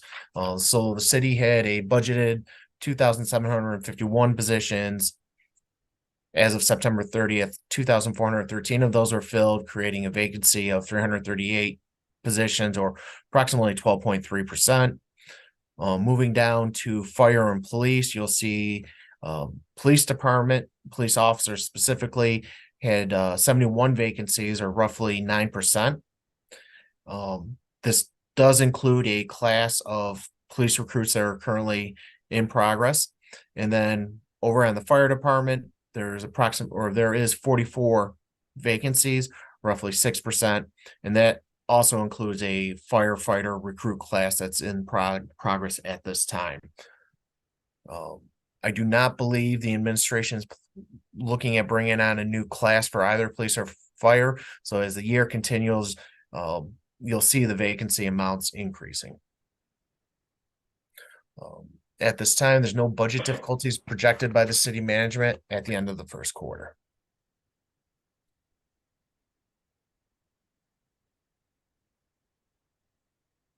Are there any questions for Bryce? Commissioner Dow, do you want to add anything? First and foremost, Bryce, thank you for your analysis. One thing I do want to know is that even when you look at the first quarter, we received like 33% of our budgeted revenues so far, and like 23, we've incurred like 23% of our budgeted expenditures. Also, in regards to the property taxes, so we received like 55% of our property tax budget revenue as of the third quarter. We know we did increase the tax levy. So based off what we're looking at, we do plan on capturing our entire tax levy for fiscal year 24, even with that increase. We fully understand when we look at cannabis, we budgeted $3 million. I think we actually might have received maybe under $10,000 as of the first 4 months of the fiscal year. So we are keeping an eye on that. And then in regards to interest revenue, we received like, I believe a little under $5 or maybe $5 million. I think we budgeted $5 million. We exceeded that close to within the first 4 months of the fiscal year. And we're continuing just to look at the financials monthly, daily, just trying to get everything right. And we fully understand in regards to ARP and trying to figure out how do we replace ARP. And that's what the mayor is pushing his team, his departments to figure out a way and to make sure that we're fiscally sound going forward. Great, thank you. Any other questions? Bryce had a couple comments on ARPA, which, Okay. considering we're a year away, I think it makes sense to just talk briefly about those. Okay. Go ahead. Right? Yep, sorry about that. Forgot about that slide. So just ARPA summary to date, the total ARPA award was the $331.4 million. Of that amount, $154.9 million has been obligated. which 133.3 has been dispersed. City administration has indicated use of ARPA is being closely monitored to deadlines, which we've discussed. December 31, 2024 to obligate, December 31, 2026 fully dispersed. Approximately 53.3% of funding allocated for program services, revenue replacement capital projects have not been obligated. So that's equivalent to 176.5 million. And then I already mentioned when obligations and expenditures must be completed by. Commissioner, do you have anything on this? I think as we stated, I have numbers as of 11/6. Like Bryce said, we received 331 million. We've actually drawn like 100, or expended out 138 million, which is 41% of the total amount of funding we received. Almost like 164 million is still obligated. So we obligated almost like 50% of the total amount received, and we know we have to have obligations by 12/31/2024. And basically, we're showing fires available almost like $167 million, which is like 50% total award amount. We like I stated here. First and foremost, I truly apologize for speaking ahead of Bryce and Jeanette doing their presentations. But like once I get to talking, I get to talking. But I know they took time out to prepare and get their numbers together to present to this group. The one positive thing is that we're seeing everything that BFSA is seeing. And I think that allows the public and everyone else who make decisions that both my office, administration, along with the BFSA, we're saying the same thing similar to the comptroller's office. But like I said, in regards to our, we'll continue to work to get the dollars out the door to the individuals who need it. And we continue, and we have no issue with the BFSA reminding us of that. Thank you. And Commissioner, we always appreciate you joining in on the conversation. So continue to do that, whether or not you step on Jeanette's toes or not. We do appreciate your active participation here. I think it makes for a much better discussion and our ability to help the city. So thank you. Oh, thank you, guys. Okay. With that, we'll accept this report. Now we can move on to the district items. There are two matters that Analyst Miller will report on for us today, including the fiscal year ended audited financial statements and the first quarter review. Please refer to tab 5 of your board book. Nathan?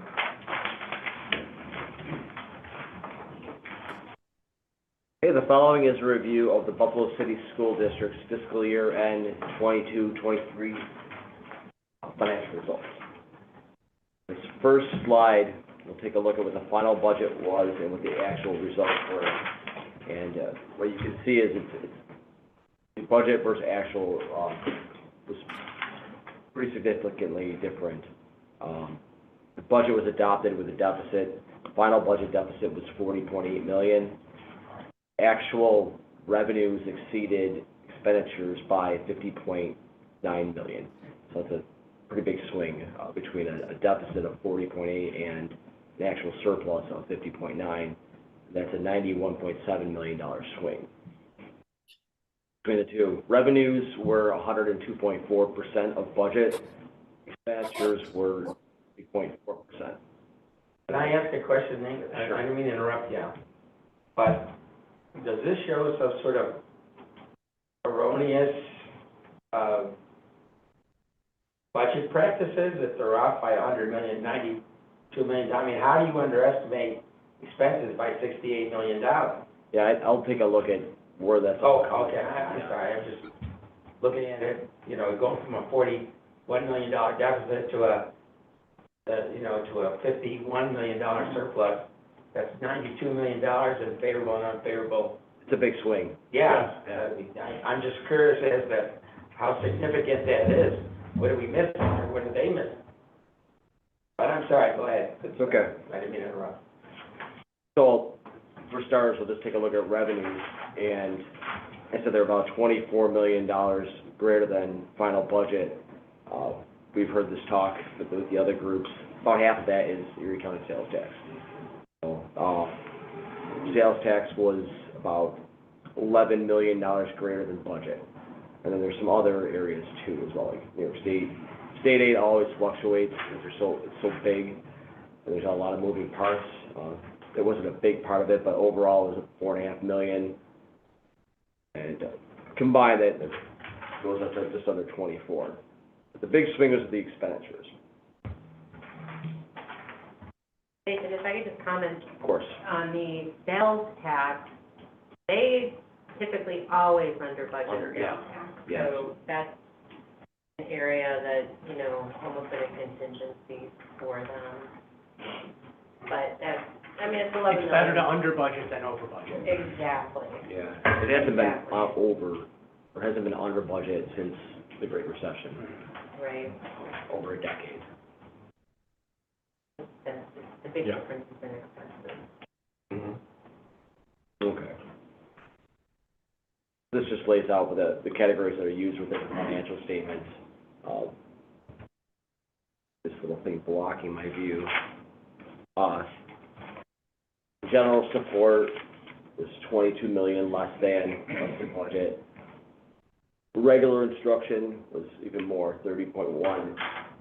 And then, you know, it breaks out the various buckets, but those are the two largest ones. And then, you know, employee benefits as well, 10 million. And what's driving a lot of that is vacancy, a significant vacancy during the year.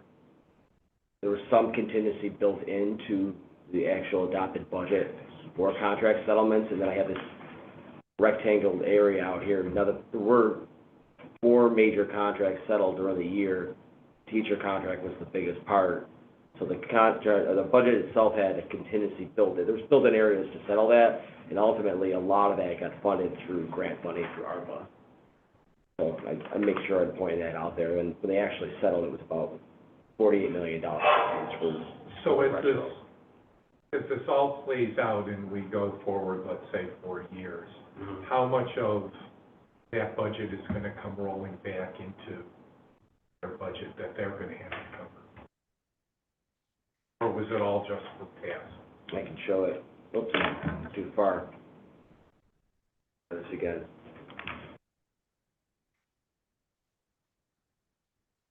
Expires in Right. a couple years. There's $90 million now that's built Into into their budget. the budget. And CFO has done a really great job telling the Board of Education that we need to make decisions now. On the 90 million. On the Yeah, 90 that's where I million. was going. Right. Because it's obvious that if you can look at things that are non-recurring that will help you fund forward in recurring areas, that should be the real discussion that they're having at this point. On the instruction, regular school, is the reason, what's happening to the reason? Is that increased class size? Is that drop in students? Not increased class size. Okay. No, a lot of the positions that are budgeted through the general fund ultimately get grant funded. They're funded one way or the other, but that was a big part of it. And there was some vacancy. $53 million of over budgeting? I mean, how does that occur? Under, you know, whether it's instruction or general support? What's under special services that, you know, they over budget by almost $12 million? What are they seeing that somehow, you know, from past practice? I mean, Yeah. what are they doing? Are they disguising something? Who are they trying to deceive? Or are they just doing this to just build fund balance? I'm just curious as to how you could, you know, over budget on expenditures that significantly, Yeah. especially when you're going through prior year budgets. How much I mean, of vacancies is one thing, but that's pretty significant. How much of this is a new administration coming in with new eyes and reallocating their budget, or not understanding what some of the old individuals are I don't know if that's the case, they use the prior as a template, but there's been a lot of disruption over there, other than the pandemic itself, Right. then also all the contract settlements too. There's really, we've had atypical school years the last 3 years. So, Well, and we gotta remember that 48 million of it. Yeah, 48 million of it ended up getting funded through ARPA, and that's Right. not reflected Right. in here, so really you need to reduce Well, that they were to aware of 48 that. million. I mean, I'm suspicious of these budget practices, that they could be that wrong on making their budget estimates on the expenditure side for things that are pretty predictable, instruction and general support. And Those are pretty fixed. I think we're gonna see it again this year, aren't we, Nathan? see what, Exactly. I thought ARPA was covering some of the increase in this current year. yes. So you're gonna see it again this year. Yeah, I guess my concern is, are we providing the services, for example, for children with handicaps that are actually needed? Or is there a cutback because we can't find special ed teachers or speech teachers or OT teachers or whatever, and therefore there are services that these children need that aren't being provided? Or if we look at regular school, are we using substitute teachers at a lower rate when we really need to have a real working, getting teachers who are going to be there on a permanent basis, that are going to understand the students and everything? So I guess it's trying to understand what's behind the numbers more, and whether or not we're providing the services that we would hope each and every student, particularly given the population of the students that are in the school district, where they may need a lot more help coming out of COVID. Talking to the county executive, we're noticing there's a large number of young people between 17 and 22 that don't seem to be in school, don't seem to be in the workforce, don't seem to be accounted for. And, are we reaching out to them? Is the school, there's a lot of moving parts again, and there's no one to blame here on any of it.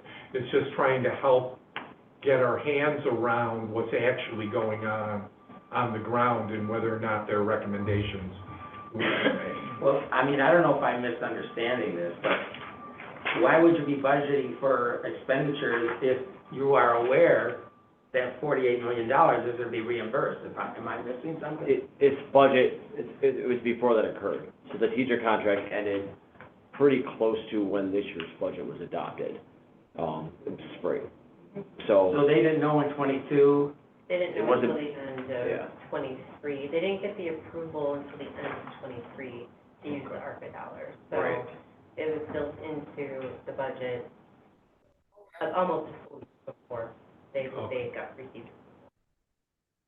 Okay. But it's a significant change. I mean, I understand. Well, especially those kind of costs, they're pretty much fixed. Your teachers and your pension responsibility or obligation, your general, support, central services, that's all no-brainer stuff. It's the unpredictable things you don't worry about. But if you're off by what, over $60-something million, that's pretty significant. See, the budget itself had a contingency to settle contracts. The teachers was the largest, but it wasn't the only one. Right. The other ones added up over to combined over 20 million by themselves. So there was a lot that happened during the year. Would it be appropriate to ask the new Yeah. CFO to come in and maybe talk to us about her understanding of all of this? Yes, I can If not, definitely we do could that, make that recommendation. especially before the next financial plan. It would be good to have that conversation. And I haven't gotten to the point where their fund balance is yet, but, that's pretty That's big. significant. For sure. Just show this, because OPEB's been discussed, but this is a 10-year look at with the OPEB liability. It's been estimated at.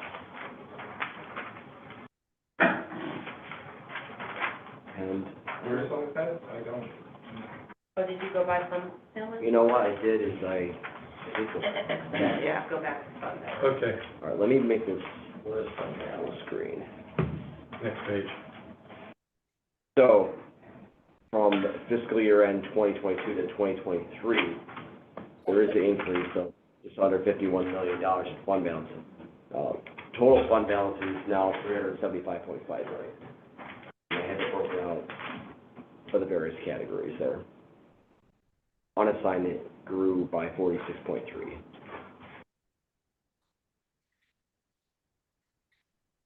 Delano, do you hear that? Think it's time to reduce your taxes levied on school districts.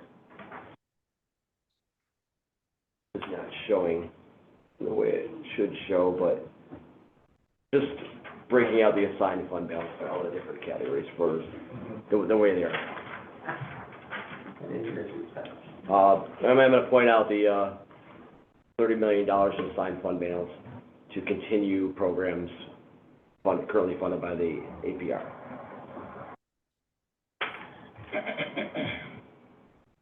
Now we can look at, now OPEB. Yeah, here we go.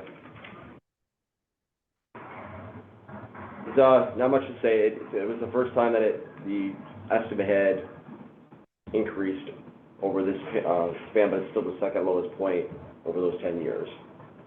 And of course, there's $1 billion moving pieces within that. You would have expected that to decline given the raise in interest rate here, and are they using a different date to make the calculation that it didn't go down? What's the explanation? I'd have to look at the. Yeah, no, I'm not trying to, it just seems to be odd. Change of there's assumptions. Yeah. Yeah, that was. Okay. I know they changed the discount rate too, but. Okay, so this is a new slide that we're providing, and it's based on a request some time back. Take a look at enrollment versus instructional staff. I added in total staff as well. So, starting with fiscal year end 2014-15, I compare the enrollment, the actual enrollment with the actual number of instructional staff, and then I charted out actuals all the way through the end of last fiscal year, and then I include the adopted budget and financial plan estimates as well. And what I really wanted to point out was that when tables like this are shown, and you show a pupil to instructional staff ratio, people assume that's class size. That's not the case, because there are teachers that are not classroom teachers. So you can see, like, as state aid has gone up and as federal funding has gone up, the district has been able to reduce pupil to instructional staff. And then in the adopted budget and the 3 out years of the financial plan, you start to see it going back up. Student population slightly declines, but there's less instructional staff. This enrollment is just for the school district, right, not with charter schools? Correct, just a school district, yes.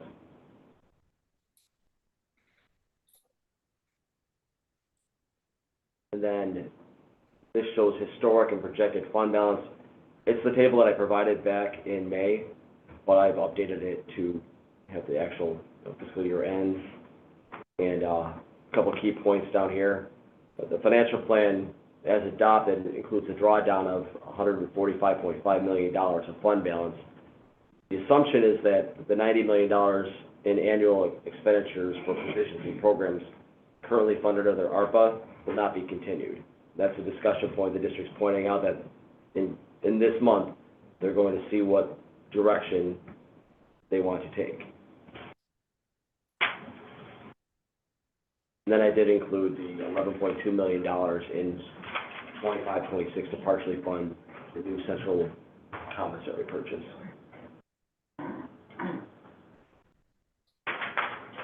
What percentage is the total fund balance to their total budget? Quick math. I can do that. It's gotta be what, 35, 35, 40%? 40%, something like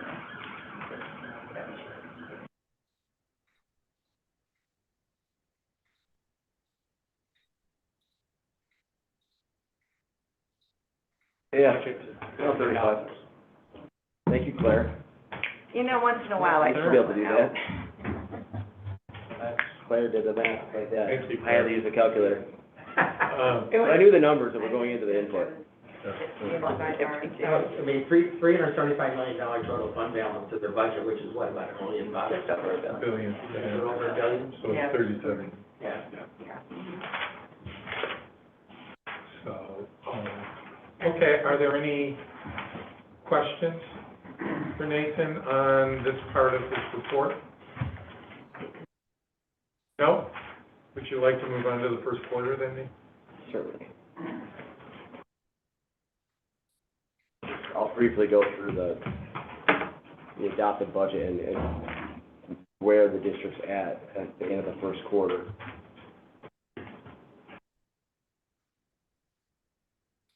Screen didn't work.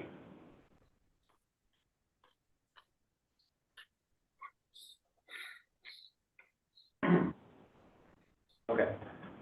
So the report included just a quick review of our analysis.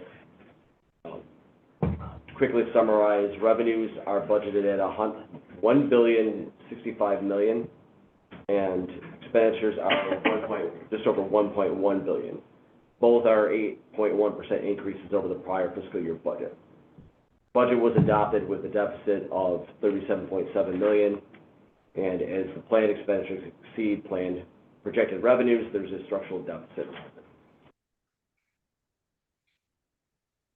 No revenue is currently projected to be greater than, there's no forecast for various revenue category.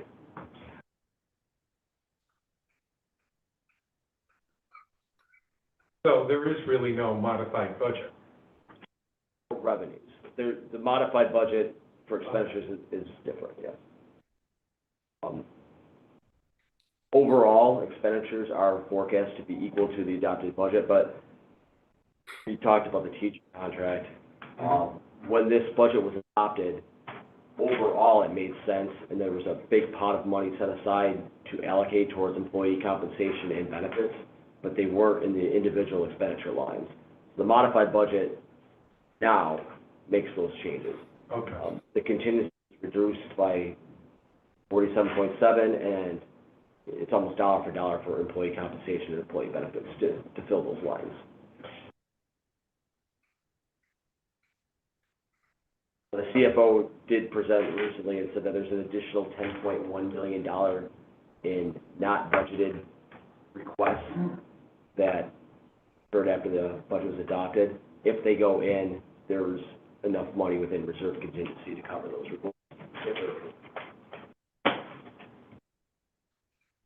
Quick update here on the ESSER 2 and 3 plans. ESSER 2 is done. It concluded September 30th, 2023. All funds were expended or purposed. We heard ESSER 3 ends soon.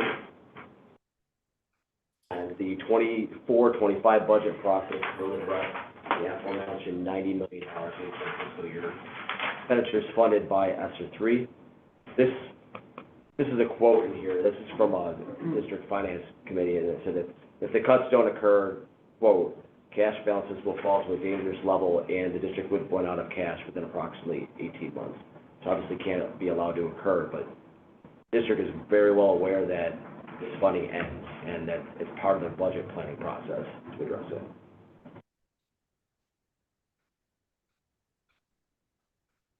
Okay. Quick update on enrollment.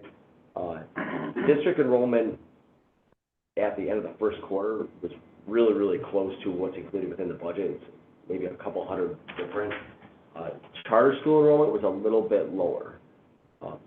That's an area where I would think, well, I do think there's a potential that they'll spend less than budget on charter school tuition payments, just based on the enrollment numbers.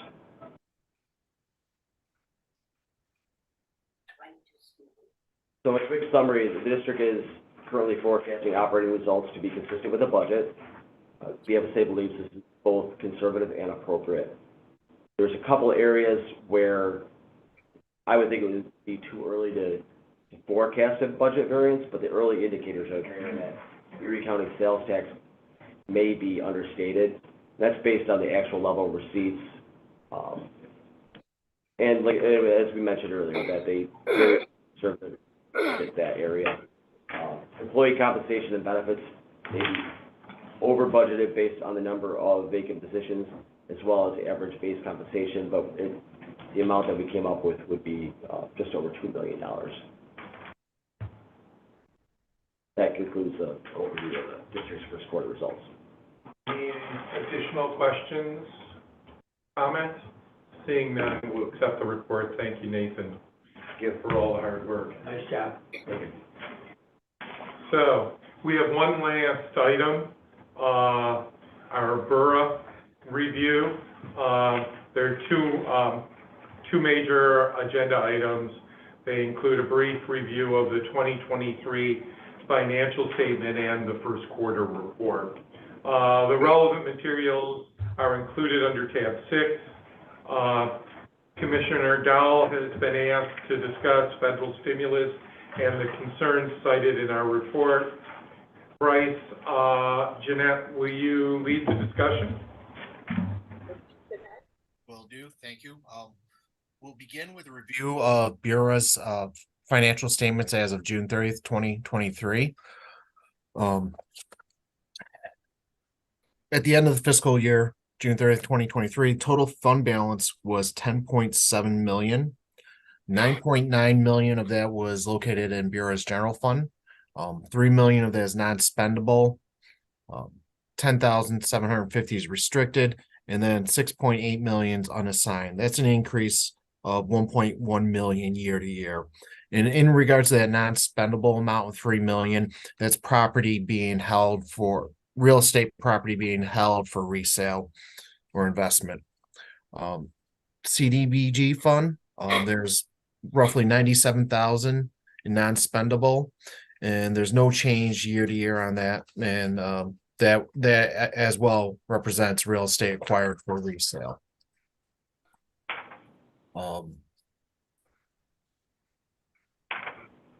Non-major funds were Bryce, is the 1.1 million increase in the unassigned? Yes, yes, it is. Yes, it is. And then the non-major funds, approximately $700,000, and that's all restricted at this time. Now, this slide here compares fiscal year 22 total expenditures at the bottom to 23 total expenditures. Year to year, there was an increase of $2.2 million.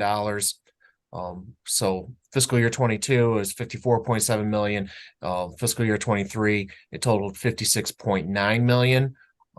Of this 56.9 million, almost 99% was federal grant expenditures that totaled 56.1 million.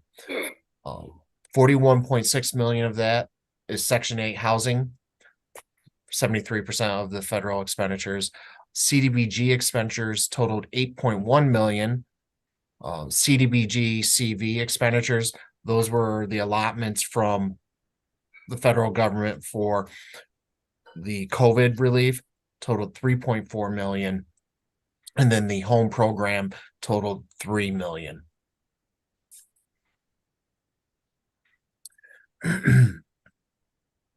There's a year-to-year increase in federal grant revenues of 3.2 million. The CDBG funds increased by 1.7 million. CDBG CV increased 128,500. Section 8 housing increased 2.4 million, and then the home program decreased by 1.1 million year to year. There was a year-to-year increase in collection of program loans of approximately 82,000. CDBG program loans increased by 133,000, and all other loans were a net decrease of almost 51,000. Compared to during the period of the COVID pandemic, you're now seeing an increase in the collection of these program loans. They're almost back to where they were at pre-COVID levels. And then there's a net increase of 2.4 million in public service and human service programs for expenditures. There's a year-to-year decrease of 400,000 in rehabilitation and preservation activities. Home programs decreased 1.1 million. CDBG and general fund expenditures increased 600,000, and all other non-major funds increased 129,000 on a net basis. There was a year-to-year decrease of 1.1 million for planning, management, administrative, and economic development activities. And something I'm going to touch upon more in the quarterly, Bureau runs into timing issues with the subrecipients. So some of these year-to-year decreases are dependent on when the subrecipient files the paperwork with Bureau and the process for the repayment begins. Moving on to OPEB, you'll see a significant decrease from the high of 28.7 million as of June 30th, 2011, down to the 8.3 million that's estimated as of June 30th, 2023. This decrease, and you can see it actually began in fiscal year ending June 30th, 21, was due to the inputs provided. There were errors in the data utilized that has been corrected. So this is the new OPEB amount of 8.3 million. Some comments and recommendation. There's recommendations of formalized written policies for Bureau, specifically the formalized loan write-off procedures. And then recommendations of following established policies and documentation for Bureau include segregation of duties, inter-fund loans, and the financial accounting system capabilities. Annually, Bureau, it's not really touched upon here, but these recommendations keep coming back or have been revisited due to staffing issues with Bureau. At any given time, there's probably 15 to 25% vacancy rate in Bureau. This past year, they've been utilizing outside accountants, but even then, there's been quite a bit of turnover there.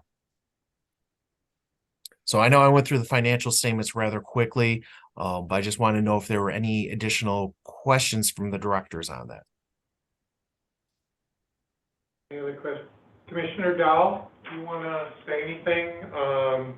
Do you have any ideas on how we can get them up to date on written policies and maybe adjust our policies if we're getting outside accountants and others in so that they're following your rules and hopefully making it easier for you? Yeah, yes, thanks, Bryce, for that analysis. I actually did meet with Bureaus. I met with their labor management team yesterday, and they're fully aware of the vacancies and the turnover that they've had. And as stated earlier, just trying to get accountants to be able to come in based off the salary for the most part. It's been a challenge for them maybe the past couple of years. And I know Director Tracy Cooley has been doing her best to manage their financials to the best of her ability. What was something else? Policies.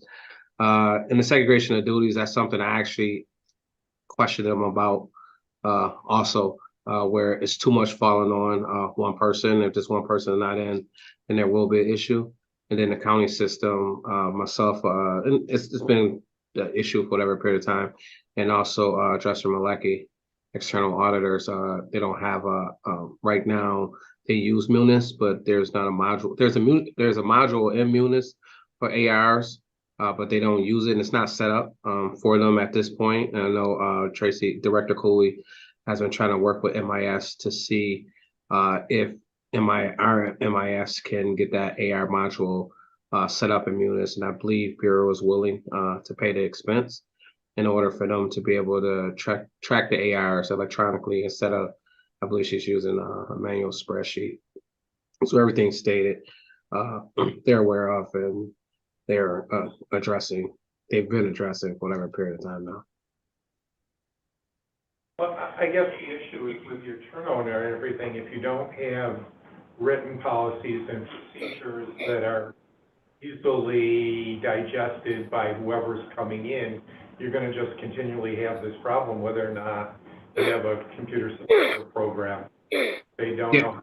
Yeah, that's two separate issues. One with the ARs is more relating to Right. not being able to track the ARs efficiently. But then as far as the turnover, I don't think it's mainly due to not having procedures in place. It's just that they just can't keep accountants, for whatever reason. And the board, No, go ahead, I'm sorry. no, you could finish.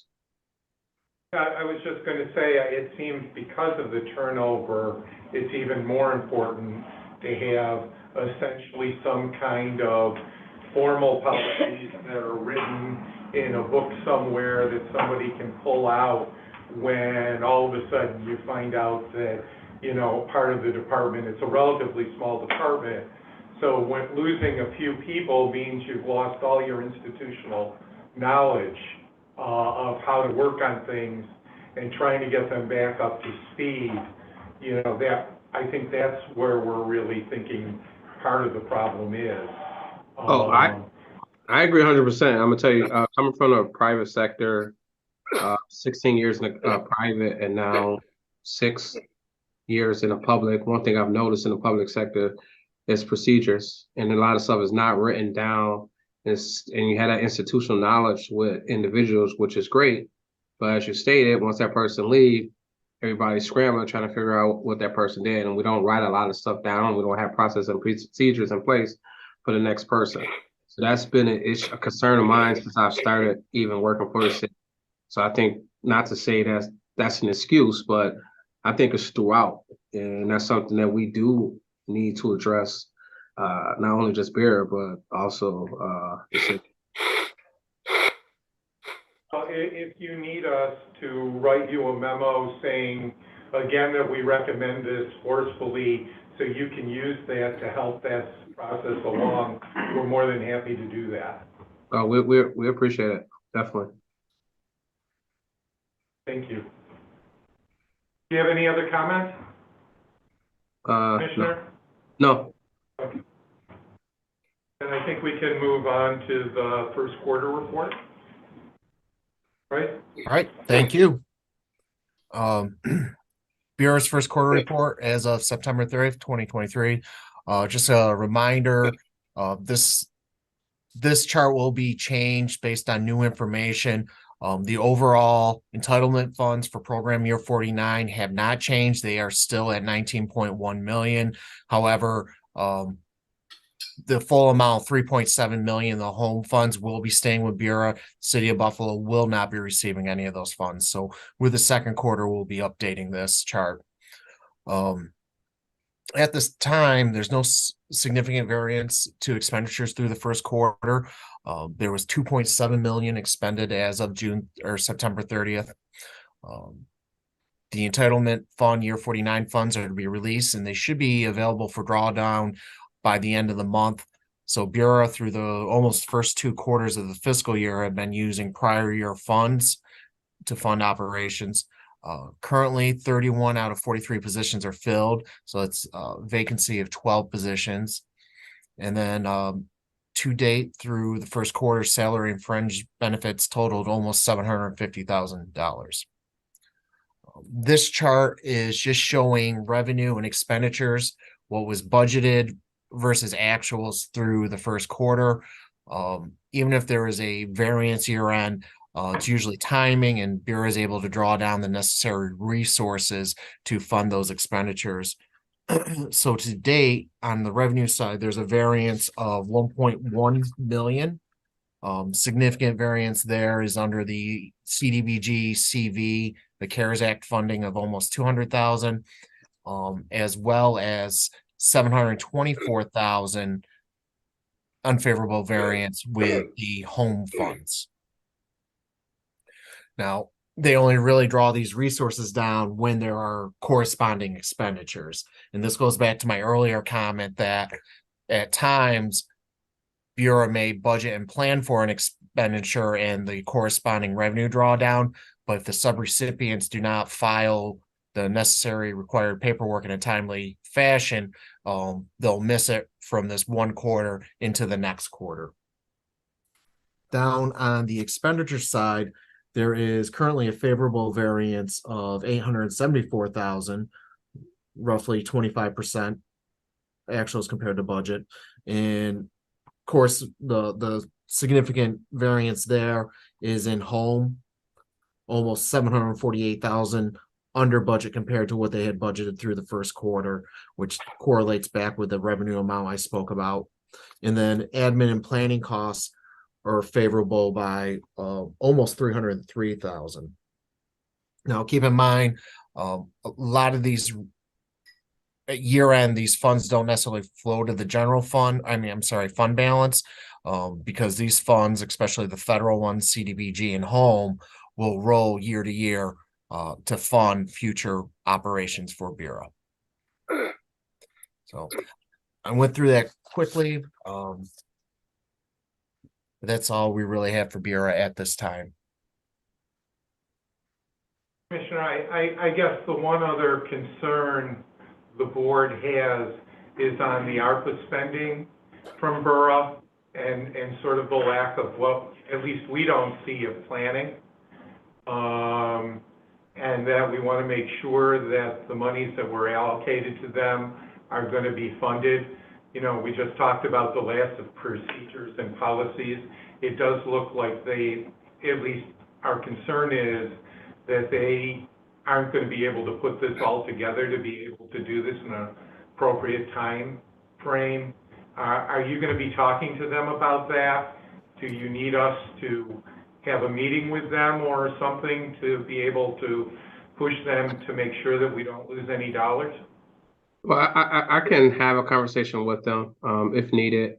I can reach out to BFSA for additional support, but they're fully aware also. And I'm not going to put that on Bureau as far as what money they spent, because I know most of the money that they spent is broken up in years. And for whatever reason, 8 Days of Hope is one of them that's off the top of my head. And I know if they get them in increments, but it's, I think, a lot on the city to make sure we provide the funding to Bureau. And there might be a couple of contracts that's being held up. And I could follow up with them, and then maybe after the second quarter, when we don't see a change or some type of adjustment on the funds being used, then I can reach out to BFSA to see where we're at, not only just for Bureau, but also for the city. Yeah, I mean, but it's obvious, it's concerning here with Bureau because of everything we've talked about, that if they're not booking what they're spending, you're not going to be able to plan being able to figure out exactly where they are. It would be great if after you talk to them, you can just call over and give the staff an update where they are. You know, and again, if there's something you need from us to help you on any of that, we're more than willing to do that. Will do. Thank you. Any other points or discussion? Okay. We'll accept the Borough report, and this concludes the business portion of our meeting. I'll now open up the floor to anyone from the public who'd like to address the board on matters discussed today. I don't believe we have anybody online, do we? No. And we've already had our friends from the Teamsters here today, and I appreciate that they came to talk to us today. If there's no other new business, this concludes the meeting of the Buffalo Fiscal Stability Authority, and I'll accept a motion to adjourn. Okay, second? Second. All those in favor say aye. Aye. We are adjourned. Thank you, everybody. I know